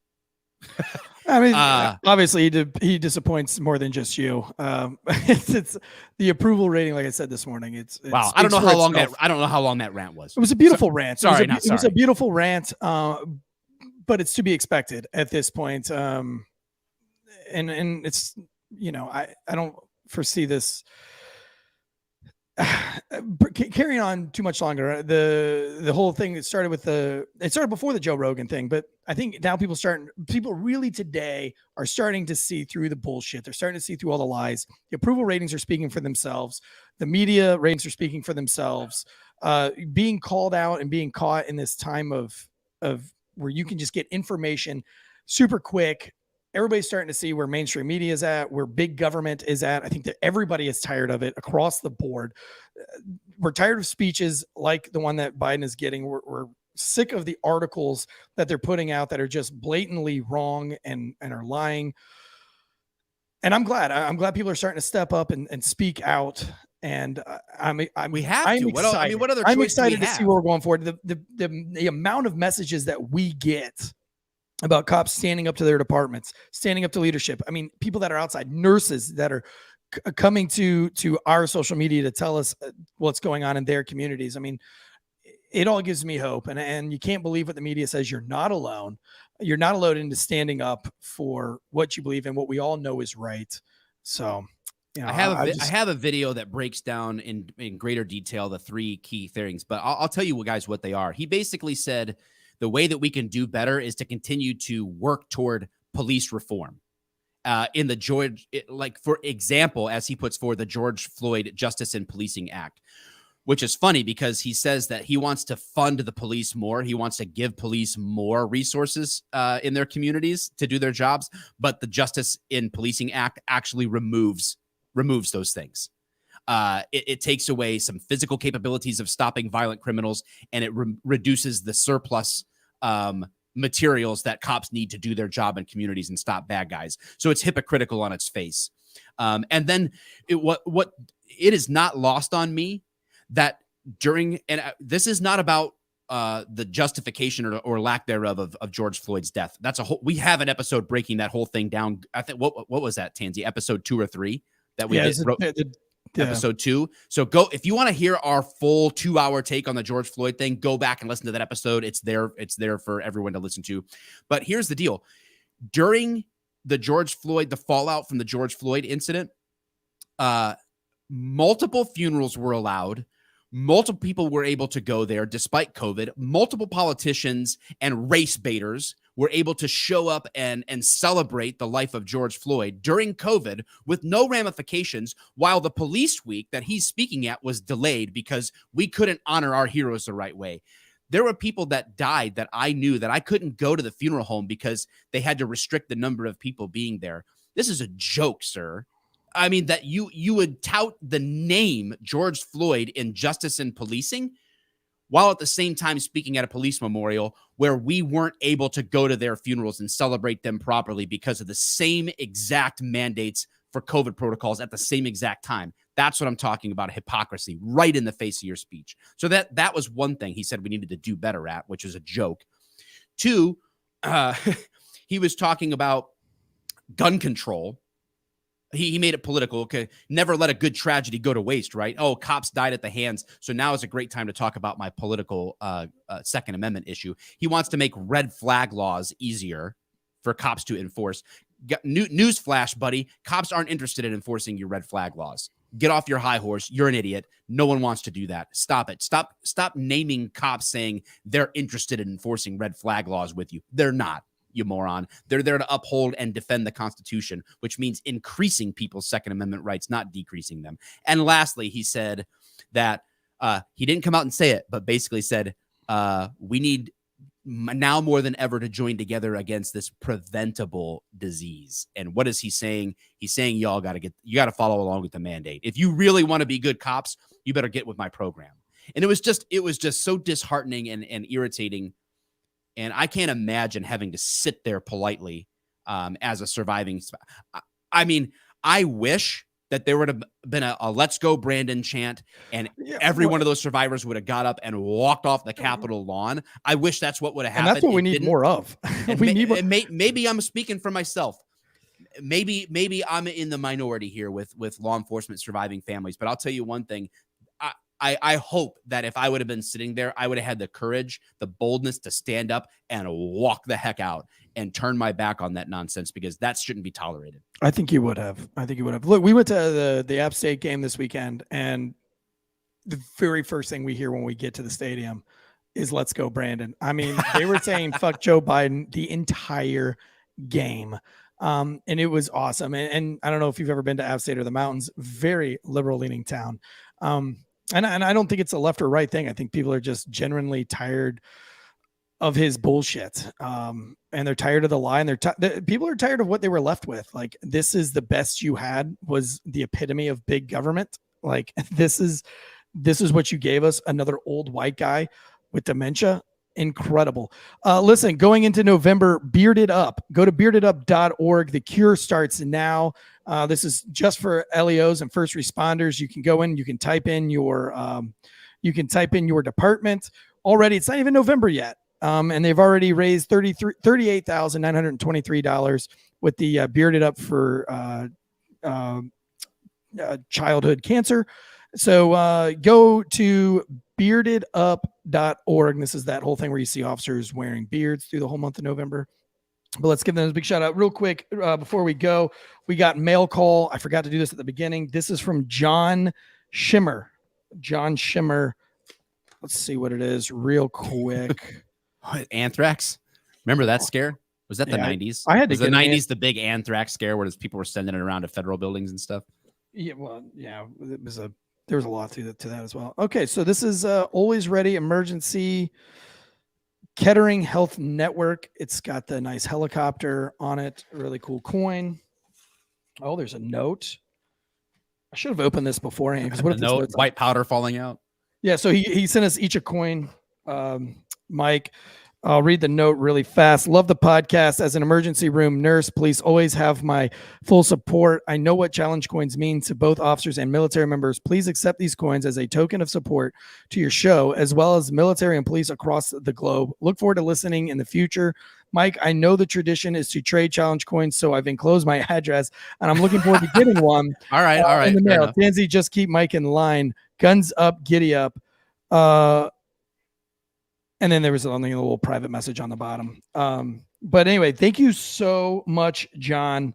We really appreciate the coins. We will try to get you a coin in return.